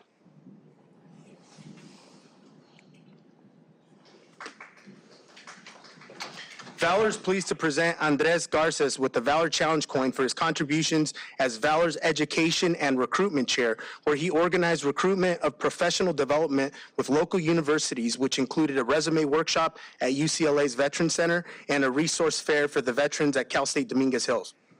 Andres has volunteered his time and helped the planning and execution for both barbecues and has greatly contributed to the success of the group by creating flyers for all the events.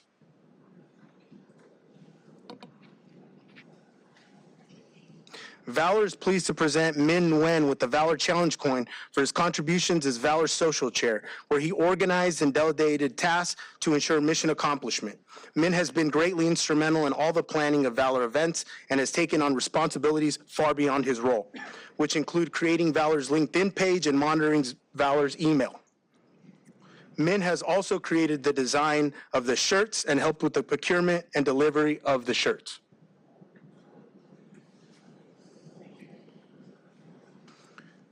Valor is pleased to present Daniel Batista with the Valor Challenge Coin for his contributions as Valor's Outreach Chair, where he organized and delegated tasks to ensure mission accomplishment. Daniel also played an instrumental role in creating the presentation for Valor's one-year event and also helped create the design and procurement of the Valor Challenge Coin. And last but not least, Valor is pleased to present Pablo Cento with the Valor Challenge Coin for his contributions as Valor's Operations Chair, where he executed tasks to ensure mission accomplishment. Pablo volunteered his time during Fleet Week, both barbecues, as well as the setup of the planning of today's Veterans Day event. Thank you all.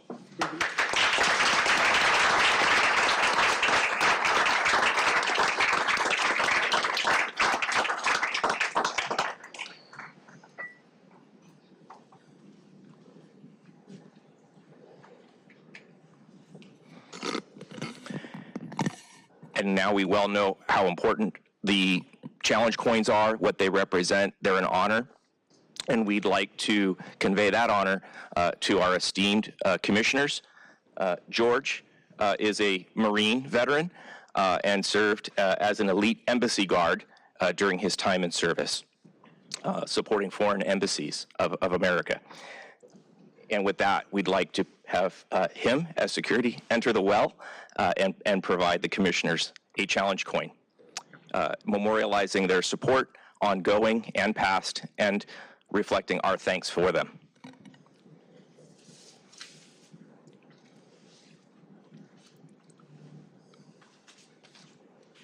May I say this as he comes forward? When I served as an attorney with the city attorney's office, this gentleman and I, we have known each other for many, many years. And I felt very secure when I came here last March 2024 to serve as a commissioner. It's just a great honor to shake your hand, and thank you so much for this. I have to hug this.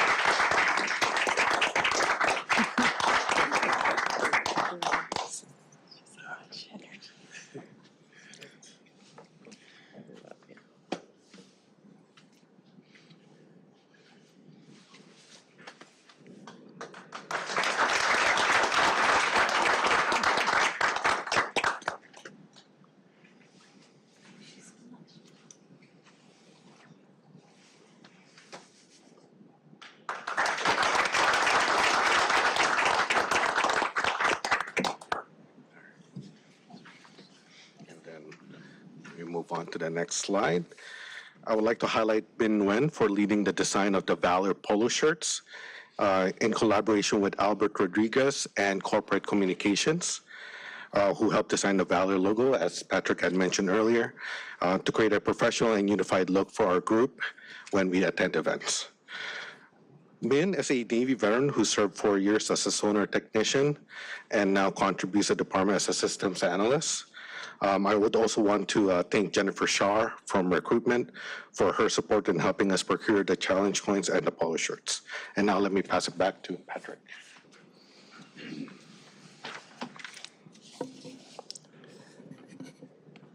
Thank you. And that brings us to the end of our 2025 Valor briefing to this LADWP Board of Commissioners. Thank you for the opportunity.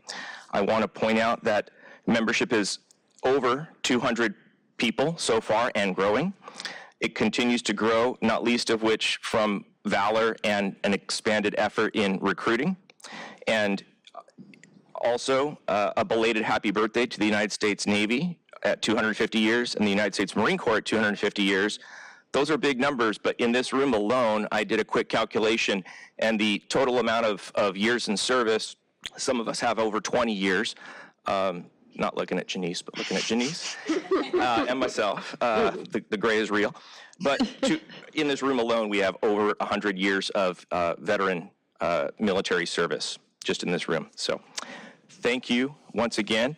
And we want to invite everyone, first of all, that Valor is open to everyone. So we want to invite anyone and everyone.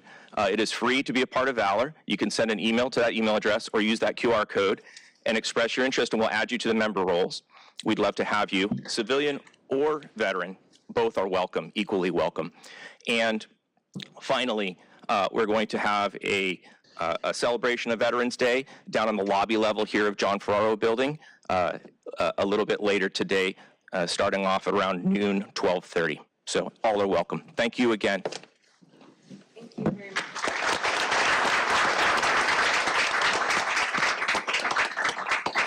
Thank you all so much for that presentation, but more importantly for your service previously in the branches, but also today as employees here at DWP, especially those who are honored for all of the extra time that you've put in and the leadership. We are really grateful, and having signed up a while back, even though I have not served myself, I've enjoyed just being part of the emails from Valor and seeing everything that you're doing, and I will work to really earn this challenge coin and continue to support and be an ally. So thank you very much. Thank you.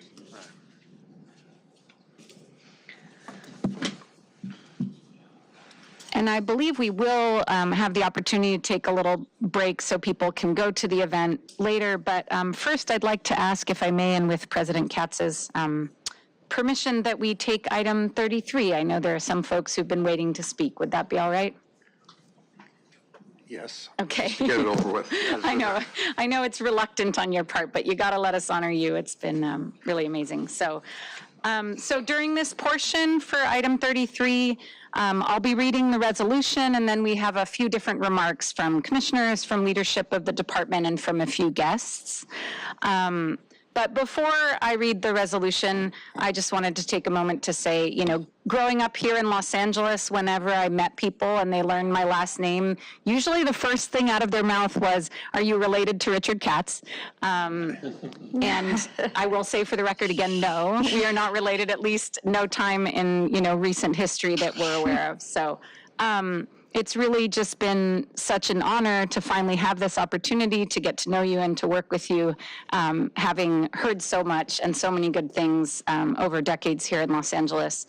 We're really, really going to miss you and wish that you were able to continue, but we also really wish you well in everything that you do. So I'll read the formal resolution from the board. Resolution honoring the service of Richard KATZ. Whereas Mr. Richard KATZ was appointed to the Board of Water and Power Commissioners Board by Mayor Karen Bass and confirmed by the Los Angeles City Council on March 2024 and elected as board president on March 26, 2024. And whereas Mr. KATZ is a longtime public servant and state policymaker with specific expertise in the areas of water, transportation, and land use. Whereas, as board president, Mr. KATZ served in numerous capacities during his tenure, including the Executive Standing Committee, the Audit Standing Committee, the Ad Hoc Advisory Committee on Power Procurement Options, the Ad Hoc Advisory Committee on the SCPPA or SCAPA, and the Finance Standing Committee.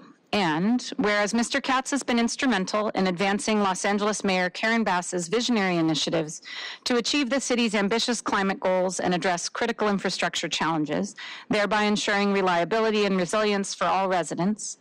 And whereas Mr. KATZ has led the board with unwavering dedication, fostering a culture of enhanced accountability, transparency, and public trust in the utility, setting a benchmark for excellence. And whereas under Mr. KATZ's exemplary leadership, the board has prioritized essential areas such as housing, stormwater capture, and the integration of new technologies, along with implementing programs and policies that equitably benefit all city residents. And whereas Mr. KATZ is a passionate advocate and enthusiastic supporter of the LADWP workforce, whom he proudly refers to as first responders, consistently highlighting their unparalleled professionalism and dedication to the city of Los Angeles. And whereas Mr. KATZ has significantly strengthened LADWP's collaboration with other city departments, celebrating joint efforts such as the groundwater replenishment project at the Donald C. Tillman Water Reclamation Plant, a testament to the ongoing partnership between LADWP and LA San. And whereas Mr. KATZ has championed LADWP's pursuit of 100% clean energy, endorsing innovative solutions like green hydrogen at Intermountain Power Plant, while steadfastly ensuring reliable and equitable electric service for all Angelinos. And now, therefore, be it resolved that the Board of Water and Power Commissioners, on behalf of the management of this department, its employees, and the residents of the City of Los Angeles, thank Mr. KATZ for his dedicated service and wish him good health and continued success in all of his endeavors. His presence and leadership will truly be missed by this commission. Be it further resolved that the secretary be instructed to place this resolution in the minutes of this board as a permanent record, and that an engrossed copy of this resolution will be presented to Mr. KATZ in recognition of his committed dedication to public service in this city. I hereby certify that the foregoing is a full, true, and correct copy of a resolution adopted by the Board of Water and Power Commissioners of the City of Los Angeles at its meeting held on November 18th, 2025. Thank you. Thank you. So before we present the resolution and do photos and everything, we have a number of comments. I'd like to call on Board Secretary Shantae Mitchell first. Thank you for giving me the opportunity to speak. I know it's not, it's out of the norm of business, but Richard, I don't really want to stand, but Richard, the day I met you getting your oath in council, and you had on tennis shoes, and I knew I was going to like you. One thing that I know about you is whenever I speak to you, I'm either going to laugh or I'm going to learn something, and usually it's both. Everybody knows about your political career, how many things you've touched that have impacted, things that I didn't know about the city of Los Angeles that you helped forge, that I and my children get to take advantage of being, Angelenos. So thank you for that. But more importantly, the person that you are, I hope that I could be the type of leader that you are, which makes people feel seen and heard and acknowledged. And you've always asked myself and David for our opinion, and you've always listened. And I hope one day that I could be that kind of person. So thank you for the way that you treat all of the people that support you here with love, kindness. We really, all we want to do is bolster you up because of how good of a person you are. And I just want to say thank you from the bottom of my heart for making every day that I've been able to work with you a wonderful day. Thank you.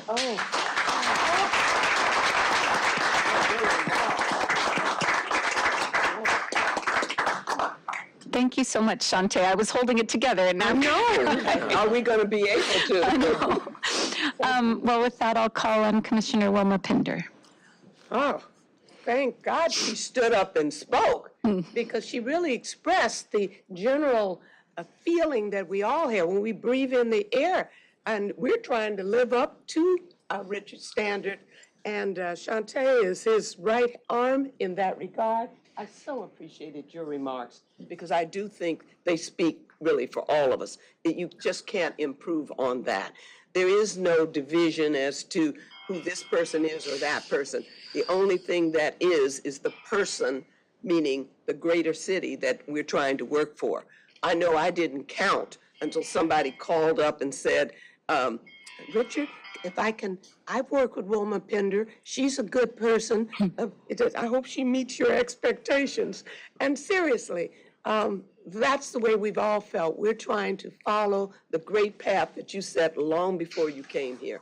It has been a great honor. Thank you, Richard, very much. Thank you, WILMA. Commissioner Pinder. Next, we'll have remarks by CEO Quinones.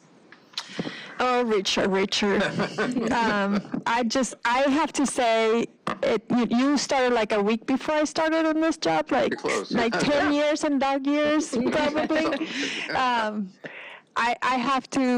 just very thankful for the friendship and the relationship, your wisdom, your values and your character, but most important, your dry humor that sometimes piss me off and sometimes make me laugh. But every time we got to a place where I just admire the heart that you have for Angelenos, for the people on the department, and just to do the right thing, right? And there's a lot of that has to happen across this great city. This job is not easy. I think WILMA said, like, no matter if they pay you or doesn't pay you, it doesn't pay, right? And so thank you for taking the call and volunteering and doing a phenomenal job. And one of the hardest times the department has faced in a long time. It hasn't been an easy year, but it's been easier because you've been there as my partner and my sidekick, and a lot of challenging areas, and your advice and just experience is invaluable. So thank you. Have a lot of fun with Mitch. I know you and I are missing our boys, and it's life is so much more, right? And so when he comes home, give him a big kiss and make him as big as you are. Thank you. Thank you, Janice. Thank you. All right, next I'll turn to water system. I got to learn how to turn this thing on first, I guess. You're fine. It's a power thing? Yeah, that's right. I need a water button. He never misses an opportunity. So, President KATZ, on behalf of the water system, I want to thank you for all the support that you provided to us. I will say that, to me, it was especially noticeable during the Palisades incident and after. I've heard you speak at many events after, and you've always made a point to remind people of the heroic work that the water system folks did out there to reestablish the system. Now, regardless of where you were speaking, you would always make that point. And to me, that meant a lot. I'm very grateful for you doing that, because me saying it is very different than the board president saying it. And I think people recognize the great work that the men and women in the water system did in restoring the system. So on behalf of the water system, I wanted to provide you or give you this gift, present you this gift. This is a water meter, and I'm going to stand up so everybody can see it. Hopefully it won't throw my back, but, you know, there you go. Thank you, sir. So one of the traditions that we have in the water system is to provide a water meter to certain people. Not everybody gets it. This particular meter that you have here actually was in service. So this is not just a pretty meter. This actually served the city of Los Angeles. So because of that, we actually have a certificate of authenticity to give you. Yeah, just roll with it, right? So I'm going to read what it says here. It says here, meter 4207110 has successfully completed its career service in the Department of Water and Power's water distribution system, serving as a bypass aid to a 4-inch Hersey detector check valve. Meter number 4207110 proudly served at 3807 Broadway Place from October 10, 1963 until its retirement, March 15, 2019. So that means that this meter was in service for 56 years. You've been on the board for a little less than 2, so I think you owe me 54 years. So we're going to make sure you come back and serve the rest of the time. But once again, seriously, on behalf of the water system, thank you for your leadership, thank you for the support, and for all the kind words you said about my staff.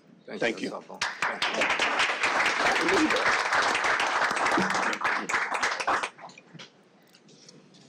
It's a little heavy.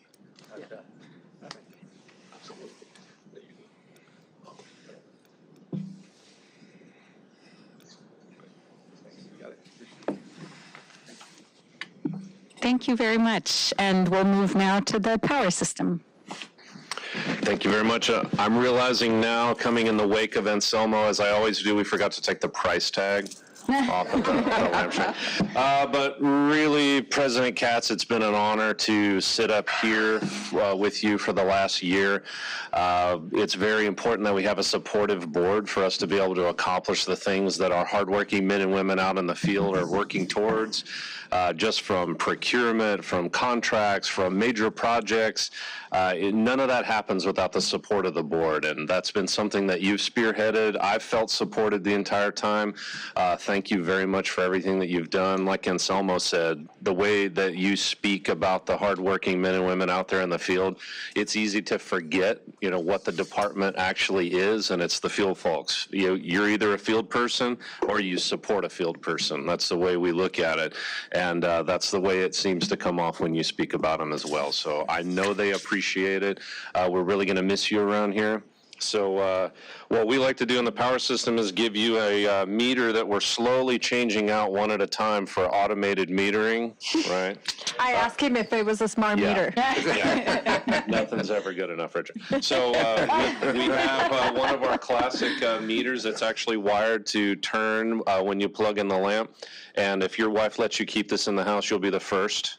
Everyone else has to put it in the garage. So good luck to you, sir. Thank you for being single, I guess. I have to make that decision all by myself. Then it's not an issue.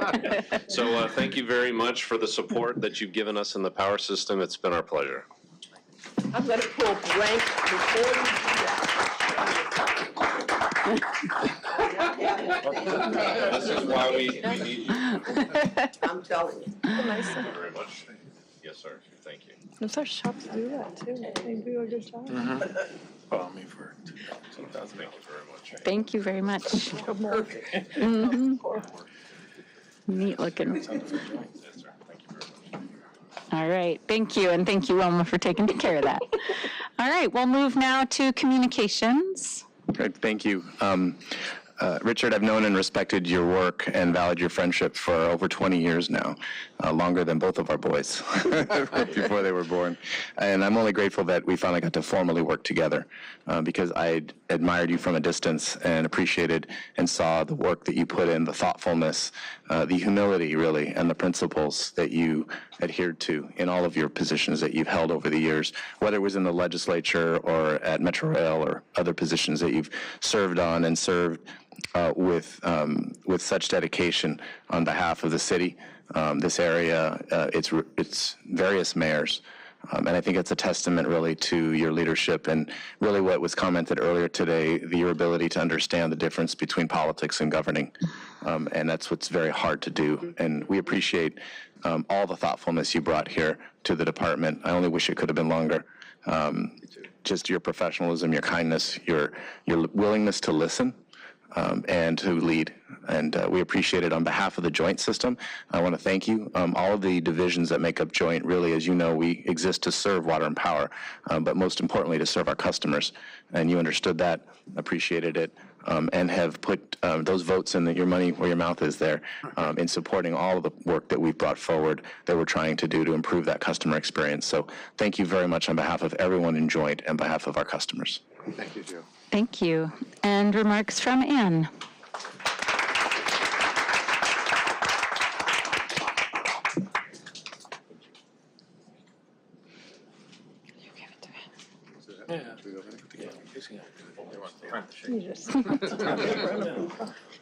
Hope I'm not on this list.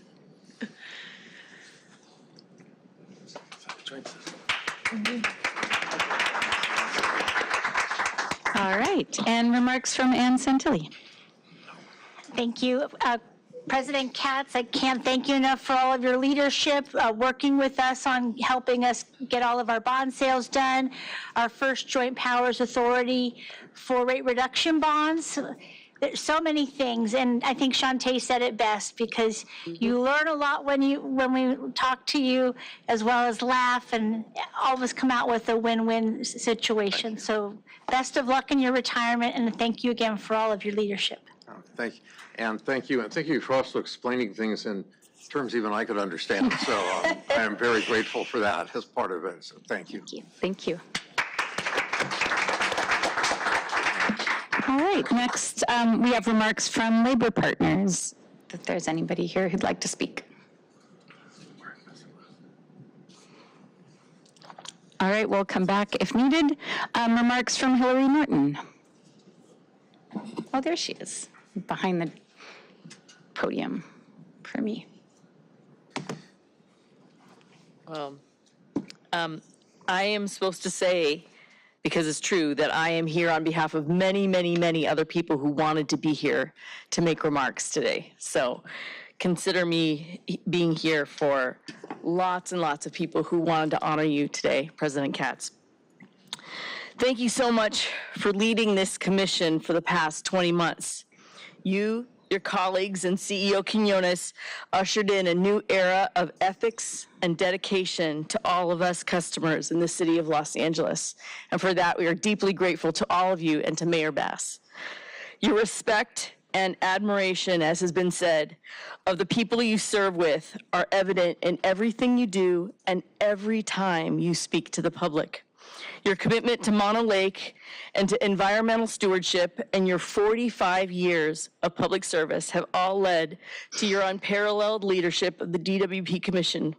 Thank you for all that you have done for the state of California and the city of Los Angeles. And your friends like me just want to thank you for once again putting your pay, putting your time, putting your personal life behind public service and the people of this state and the city, because it is your dedication to all of us that has made our lives better, even though your life had taken a little bit of a hit.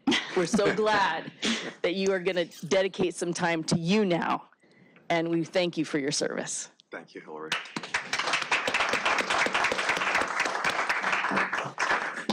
Thank you. And next we have remarks from Tony Wilkinson. Welcome back.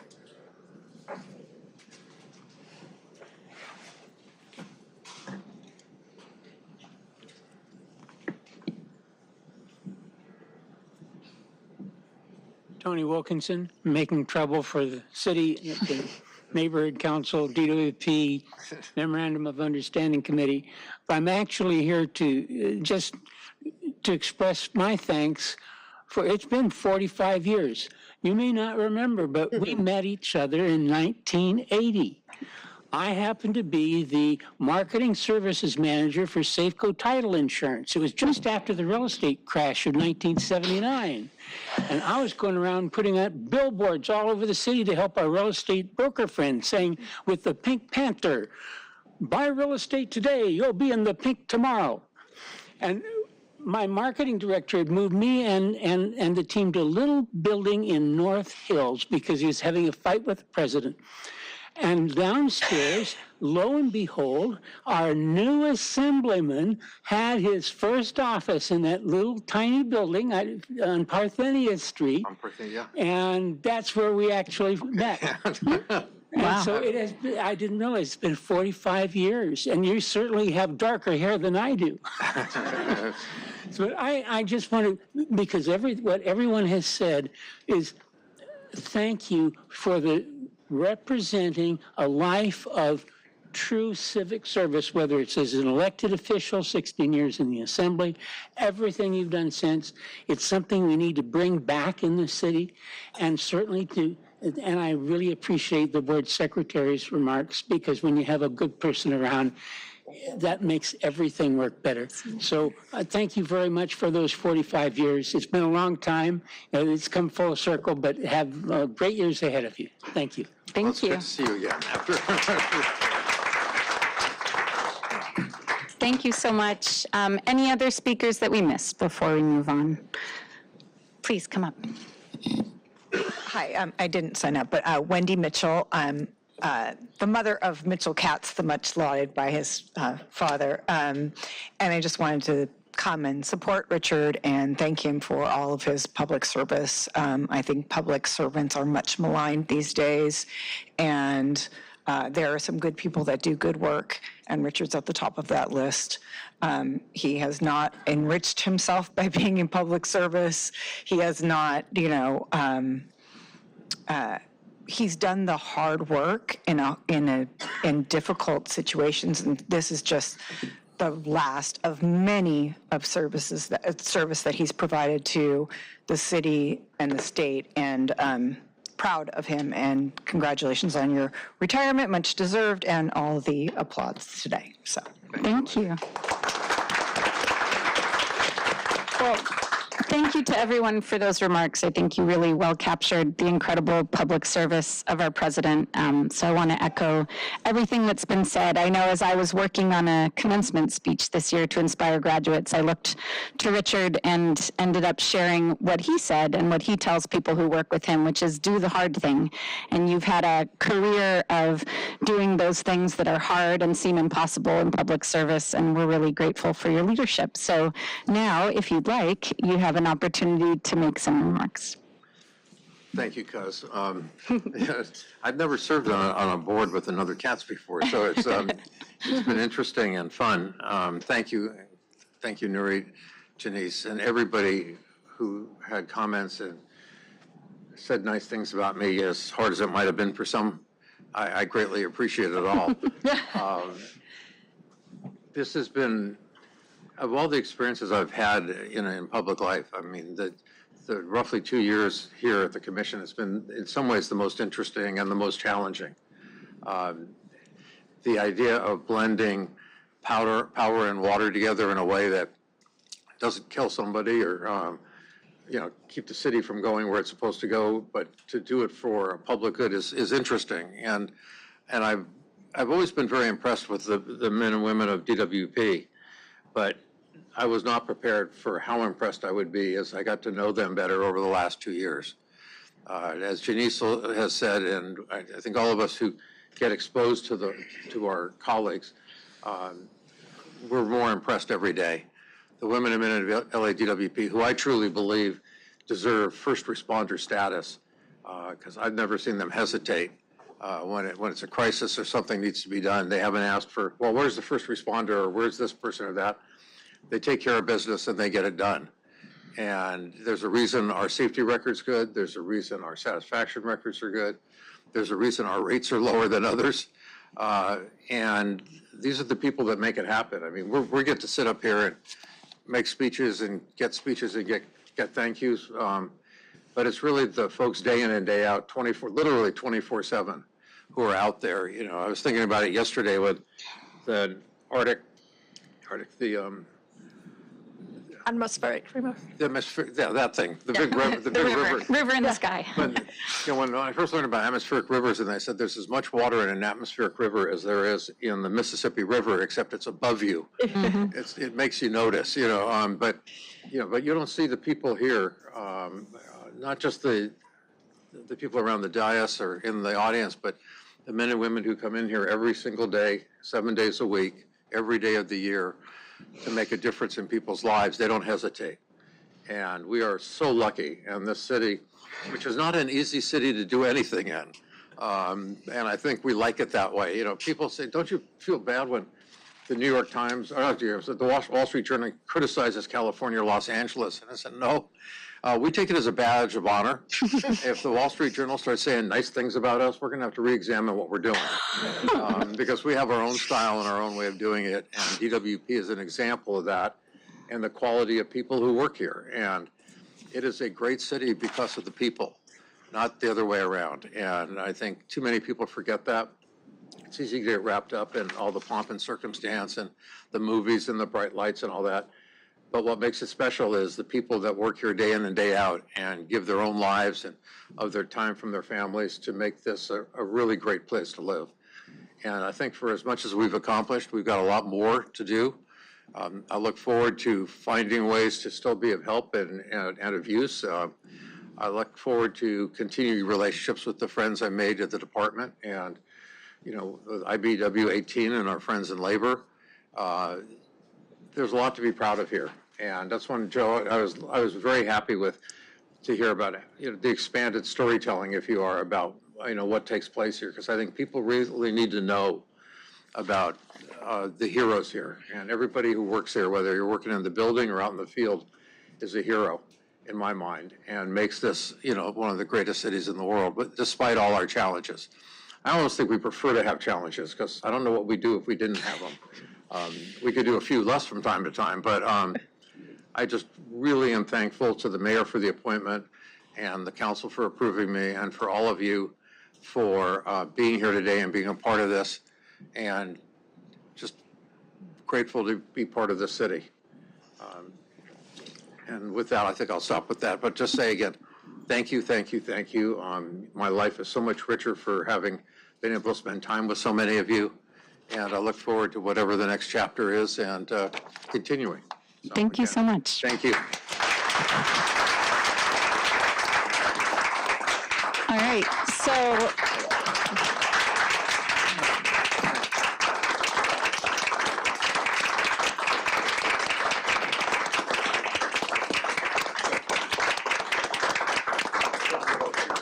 You want me to sit here?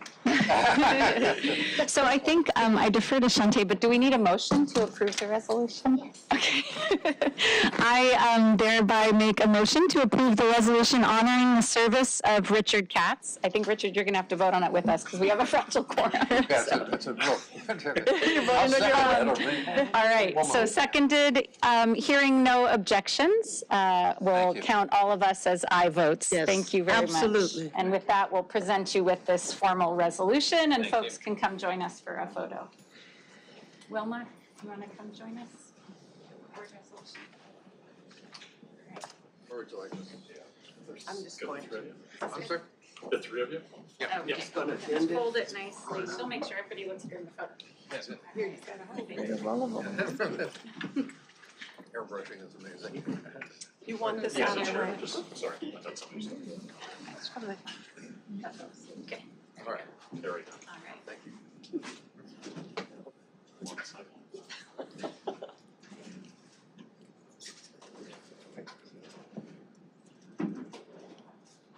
Thank you. Thank you. Okay, this is for you. And then I think we're gonna take this one. Staff were saying, and then we'll continue the meeting. Is that still the plan?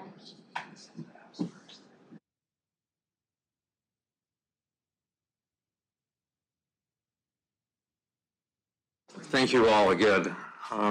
We're gonna break this into two pieces. Got consent items I want to get out while we have a quorum.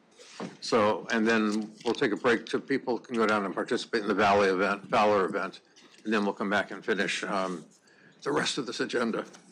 All right. On the consent item, I have items N1, 3, 4, 5, 7, 8, 9, 10, 11, 12, 14 through 18, 20 through 23, and 30 through 32.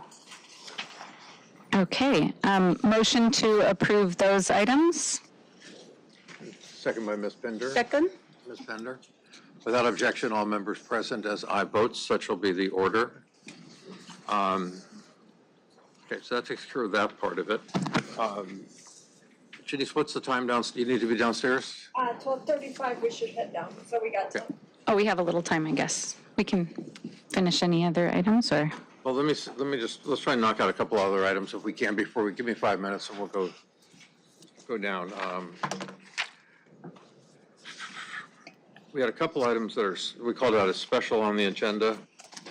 There we go. Let's start with N2, which is Tillman, I believe. Something that's one of yours? No, it's mine. Oh, you got it. I'm sorry, John. I appreciate it, Richard. Do you want the presentation, or do you just have specific questions? Quick summary of this is the dollars for the next phase of Tillman? No, this is the ready mix, the slurry I'm sorry. contract, where we're asking for additional funds. Okay. Yeah, All right, so with that, my folks from Supply Chain Services are on their way up. Okay. All right. So this is Hector Lucero and Tui. Good morning. Hector Lucero, Assistant Director. You can come to the. Oh.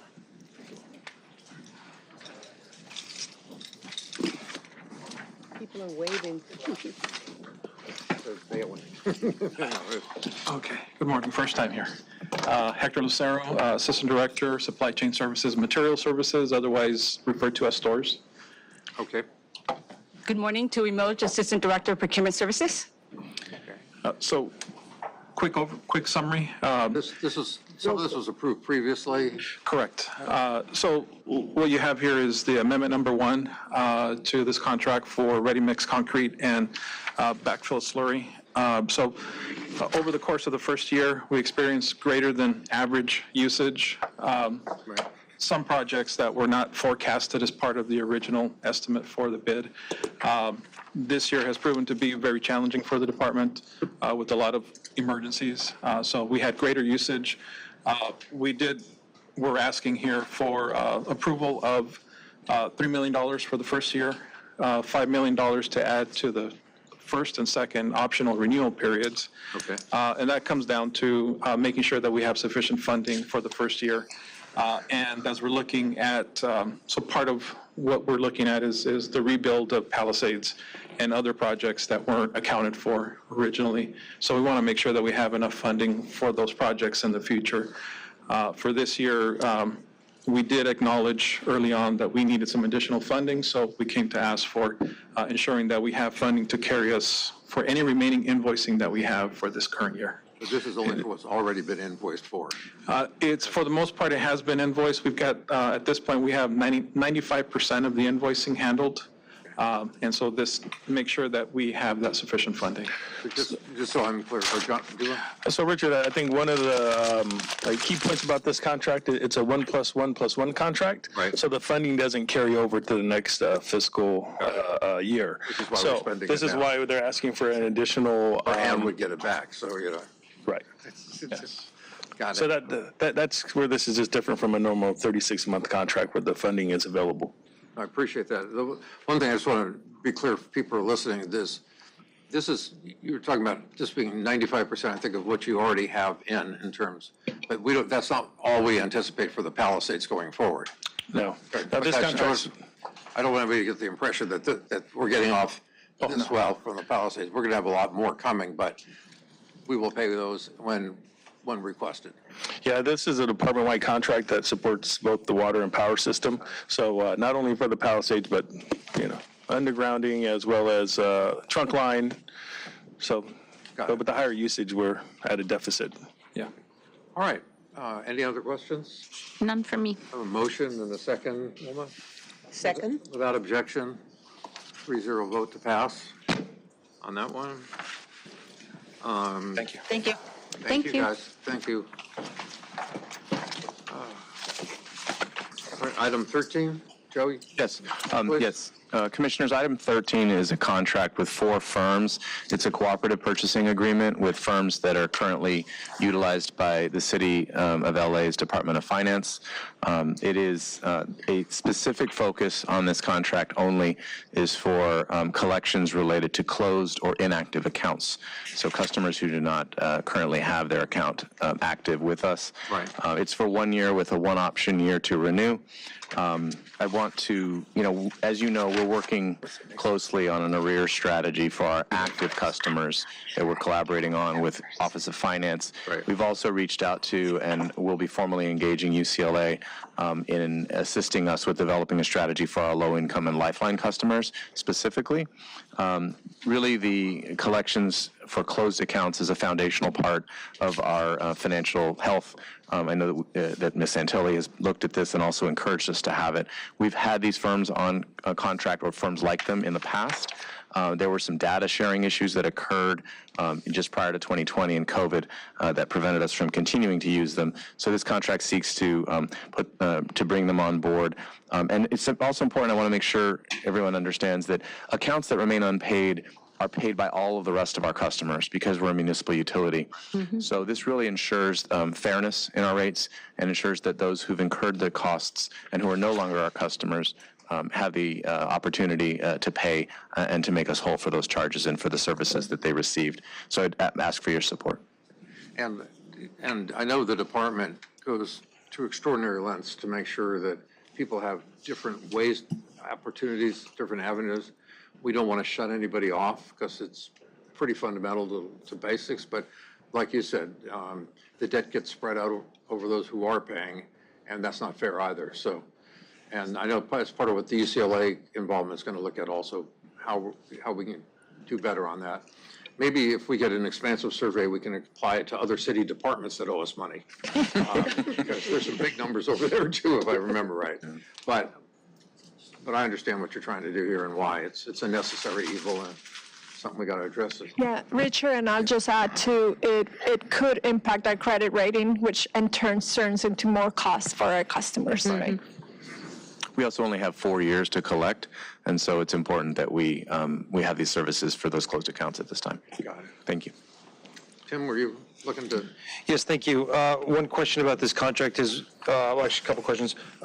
Do we have an estimated timeline for when these debt collection services would begin once this contract is, or these contracts are made to be executed? I have staff from our customer service division here who can answer that. Tulia Vasquez Montes will come forward and speak to that. Good morning. Good morning, Tim. Tulia Vasquez Montes, Assistant Director, Revenue Credit Management, Customer Service Division. So we will, as soon as we do get the approval also from City to go ahead and proceed, we're going to onboard and agree. A lot of the terms and how we were going to proceed with our customers and the accounts really is to our, I guess it's our option, our discretion. So we are looking and hoping to bring them on board in about 6 months at the worst case scenario. We do at this point require that it be a little bit of a manual process. We don't have the IT implementation in place yet to be able to proceed. So for this specific contract, which is a piggyback through the city, we hope to put it all in place within 6 months. We do have another RFP that's coming through. That's going to be the permanent one, and that one will have the integration through IT. So that one will take a little bit longer to onboard. So this will be interim until that happens. Great. Given that these accounts still technically are ratepayers, and each of them, for whatever reason, are in some position of not being able to pay or just not paying, our office may begin to receive, we get calls, we get emails about department actions, people getting bills, calls from collection agencies would probably start to engender additional contacts. It would be great to make sure that your team, as you're executing, this work with these individual firms, items that you identify or common themes and feedback you're getting, if you could alert our office and make sure that we're well positioned to be able to respond. The team, Joe, you've been very gracious in connecting us with the folks in customer service to make sure that as we're getting incoming, we're able to route it to the right people and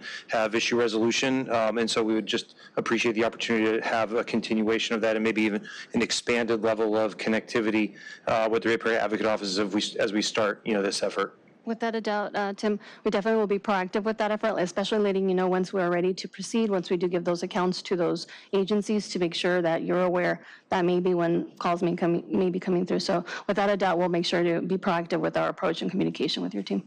One final question would be sort of given, the potential outsourcing of this work to other firms, by which those firms may not have the same care and feeding and training that the great customer service folks here at the department have, what steps have been taken to ensure that the level of customer service and professionalism and engagement that occurs in terms of the contacts will continue forward, to these firms? Is there guidance and structure that's being given to these firms in their collection processes? It will be. Again, this is an extension of the city, so we do have our own CSD, Customer Service Division here, and also in the department on how we interact with our customers. So as part of that onboarding, we will have those discussions with the agencies. Again, it's 4 agencies. We can determine how we share the workload among those 4. But before we proceed to giving any of those accounts to those agencies, we will have that full onboarding, making sure that their customer service is on par with what we provide to our customers currently. That was actually the question I was going to ask if Tim hadn't asked it, but I assume then we also will double check once they get started that the attitude doesn't change once they get part way in or get tired of dealing with folks that haven't paid. I know that it's a touchy subject, but again, there's still people who live in LA that we have to care for and want to care for, but they're in a horrible position as Joe said and Tim said. So we don't want to make it worse, but we want to give them a chance to make it better. So. Yeah, understood, Board President KATZ. Without a doubt, we'll be communicating regularly with these 4 agencies or 2 or however many we decide to give the work to, but that'll be part of our ongoing conversations with them. Okay. Any other questions, comments? No, okay. Motion to approve. Motion and a second. All 3 of us here. A second, yes. Thank you. All 3 of us in favor, so that motion's approved. Thank you all. Thank you very much. Item 19. Item 19 is from Financial Services. At the last board meeting, the board approved a $190 million extension of the Donald P. Tillman plant. That asset is actually owned by Bureau of Sanitation. However, LADWP finances it because our customers will benefit from that water when it's served to the customers. So we're requesting a regulatory asset accounting treatment for the board so we can capitalize this asset and amortize it over a period instead of expensing it all at once, which we would be required to do if this was not approved. I thought we just had a better credit rating than sanitation did, so. Actually, it's because we're paying for it. It's not our asset, so right. The board it's our money. Can do this. Yeah. Yes. I got it. Great. Okay. Motion second. Second. Second. We'll go back first. Motion second. All members present as aye votes. That item 19 has passed. Item 24. 24 has been deferred. Yes, deferred. Nicely handled. Okay, 27, we have a bench contracts. Anselmo? Yes, for that we'll have Greg Reed, Director of Water Engineering and Technical Services, come up. And Commissioner, I don't know if you have any specific questions or if you want to go through a short presentation. Very short. Short presentation, but. We got 5 minutes. So that's Okay. We got 5 minutes till before we go down. Okay. Good morning. Good morning, Commissioners. Good morning. Good morning. I do have one executive question, team. so that maybe save some time, but to get on the bench, were those competitively bid? They were, yes. Yeah. Yeah, Good. that's always kind of the bottom line, isn't On it? this stuff, yeah. In addition to that, That's the task order, Yeah. Yeah, no. in addition to the competitive process to get onto the bench, every task order will be competitively bid as well. Okay, outstanding. And I'd like to introduce our supervising civil engineering associate, Ben Schwinn, who also is the contract administrator for this particular bench contract. So it's on him. Okay, welcome, Ben. Thank you. Any questions, or we good? No, this looks good. Good set of companies. Other motion second and 3-0 vote, please. That was a record, Greg. Thank you, Greg. Thank you. If I may add my voice of appreciation for your leadership and wish you the best in your next endeavors, Board President. Thank you. I Take appreciate care. it. Thanks. We're all taking a little of his blood and inserting it into ours to keep us going. Indeed. Thank you, everyone. Thank you. Thank you, thank you. President All right. Katz, if I may Motion offer a point. Yes, Tim. On this item, it is, of course, a large contract expenditure item. OPA, having looked at this, feels it's appropriate for us to comment that we'll be looking at the underlying expenditures as opposed to the budget and the investment plan, which is the place where we would evaluate this type. And so we certainly recommend and support the department having the staff and the capability it needs to accomplish its task, and see this as not as necessarily the approval of an expenditure of $120 million that goes into the underlying approval of the budget and the investment plan. And so this really, of course, is just supporting the staff's ability to execute on those duties. Okay, got it. No, and good point. We're hopefully not doing this every week, so. Yeah. No. Yeah. Okay, thanks, Tim. I got that. And Janice got it also. And so, did you want us to add something in on it, or are you happy with what's No, here? just an observation, that this is not necessarily the approval of, an expansion of the budget, but that it's a way to add capacity to the department to be able to execute on its duties that are approved by this board. Got it. Great, thank you. Thank you. Motion to approve item 27? Second. Okay, without objection, 3 ayes on item 27. And now we'll go to item 29. Do you have a particular question on this one, Commissioner, or you want a little more background? Why are we building it at Berkeley, not down here at UCLA? Yeah, I knew it. I don't know, did anybody? I told them it's the college. This particular facility was How many started years out. have I represented LA? Never represented Berkeley. Yes, yes. Yeah, this particular facility actually was started in collaboration with East Bay Municipal Water District, East Bay MUD. Once they started, they reached out to me and to other utilities in the region to contribute towards the development of this particular center. I will say that it is really geared towards some of the larger utilities. So East Bay MUD, Metropolitan Water District, SFPUC, or San Francisco Public Utilities Commission, and LADWP are some of the key members. There will be others as well. I will tell you that something similar was being done in Cornell, which meant anytime we had anything, we had to send it all the way up to the East Coast. So this facility really is more about supporting the Western United States. And the more interesting part for us here is actually the large-scale testing of trunk lines. Very few agencies install pipe as big as we do. And having the ability to test the characteristics of the pipe are extremely important. So it is actually a very important asset to us. And I have Serge Haddad here from, he's Assistant Director in WETS, as well as Randy Hirata, who's also one of the engineers in WETS. So if you got other questions, they've been the folks that have been working on this for a bit, so they can answer better than I can. Should we build another facility down here? President KATZ, we have UCLA, USC, we have all the community college. We spend a lot of money in LA. I know we do. We do have other agreements with UCLA to do other studies as well. So simply not the large-scale testing. Got it. Go Bruins. Any other questions? No questions or comments on this one. At Berkeley, that's a pretty good institution. All in the family. Yes. Okay, we've got a motion and a second, but in either order you want them, and a 3-0 vote to approve. Yes. So that is done. And then And then it's top 35. You have how many? Time for Valerie. Do we have any more left? what's the headworks, item 32? 32. That would be the last one? Okay, let's just get that one. 32. Yeah. Okay. For that one, Greg, either you or Ophelia, item 32.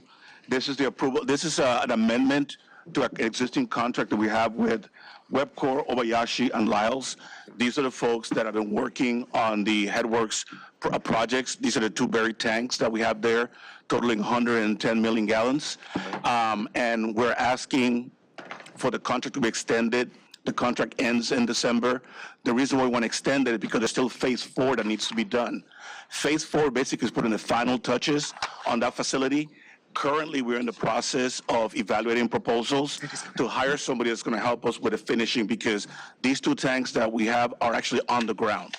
And with phase 4, we're going to finish up the property completely. And we feel that it's more advantageous for the city to hold on to the contractor who's already mobilized and has familiarity with the facility to be able to finish it off for us. When do you think the absolute finish date will be? Absolute finish date will be within the 4 years. We hope to finish most of that Hassett Park before the Olympics. That has been a request from the stakeholders. We can't complete all of it by the Olympics, but hope to finish most of it by then. And by the way, this is Ophelia Rubio, who's in charge of project and construction management for the water system. Thank you. Thank you, President. We had a discussion with the water team on Friday about this item. We did ask for some additional information around the costs associated with the expansion of the estimates for phase 4. We understand the department is still giving some of that, putting that math together, but at this point, we find that the estimates are reasonable and have no concerns about the approval of the item at this point. Thank you. Did you hear he has no? Yeah. All right. Same Okay. motion. Motion to approve? Yeah, but before, without objection, 3-0. Can I get a motion on the minutes from the last meeting before we go downstairs? Yeah, a motion to approve the minutes from the prior LADWP board meeting of the Board and Water. Okay, motion second, same 3-0 vote. That's done. So we've done that part of the agenda. We have closed session items that have to be dealt with, but first, we're going to go downstairs. Do you want him to read it and then we come back to closed session? Can we do that with a break? I'm sorry? Okay. Okay, great. So, Ben, you can read it and then we'll. The board shall publicly report any action taken in closed session and the vote or abstention of every member present thereon in accordance with section 54957.1 of the California Government Code. All right. Thank you. Sufficiently read. Thank you. Okay. We will now take a brief recess to join the Valor event down on the first floor, I believe, Lobby. and then in the lobby, and then we will come back to closed session and report.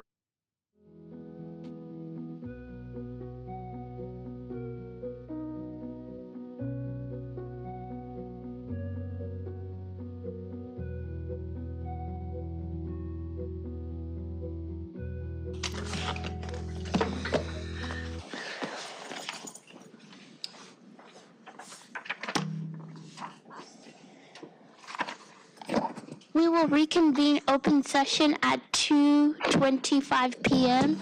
President KATZ. All right, we're back in session. We have, I think, one item from closed session to report out. Correct. Pursuant to Section 54957.1 of the California Government Code, we are reporting back on 02, which is Jeffrey Huey v. LADWP, Los Angeles Superior Court case number 20 STCV 35654. This is a step and fall on a broken water meter at 350 West Martin Luther King Boulevard. The amount of the settlement is $200,000. And the settlement was approved by a vote of 3-0. Board President KATZ, Commissioner KATZ, and Commissioner PINDER. And that is all that is reportable under 54957.1. Okay. Thank you. In which case, we are now adjourned. Well done, everyone.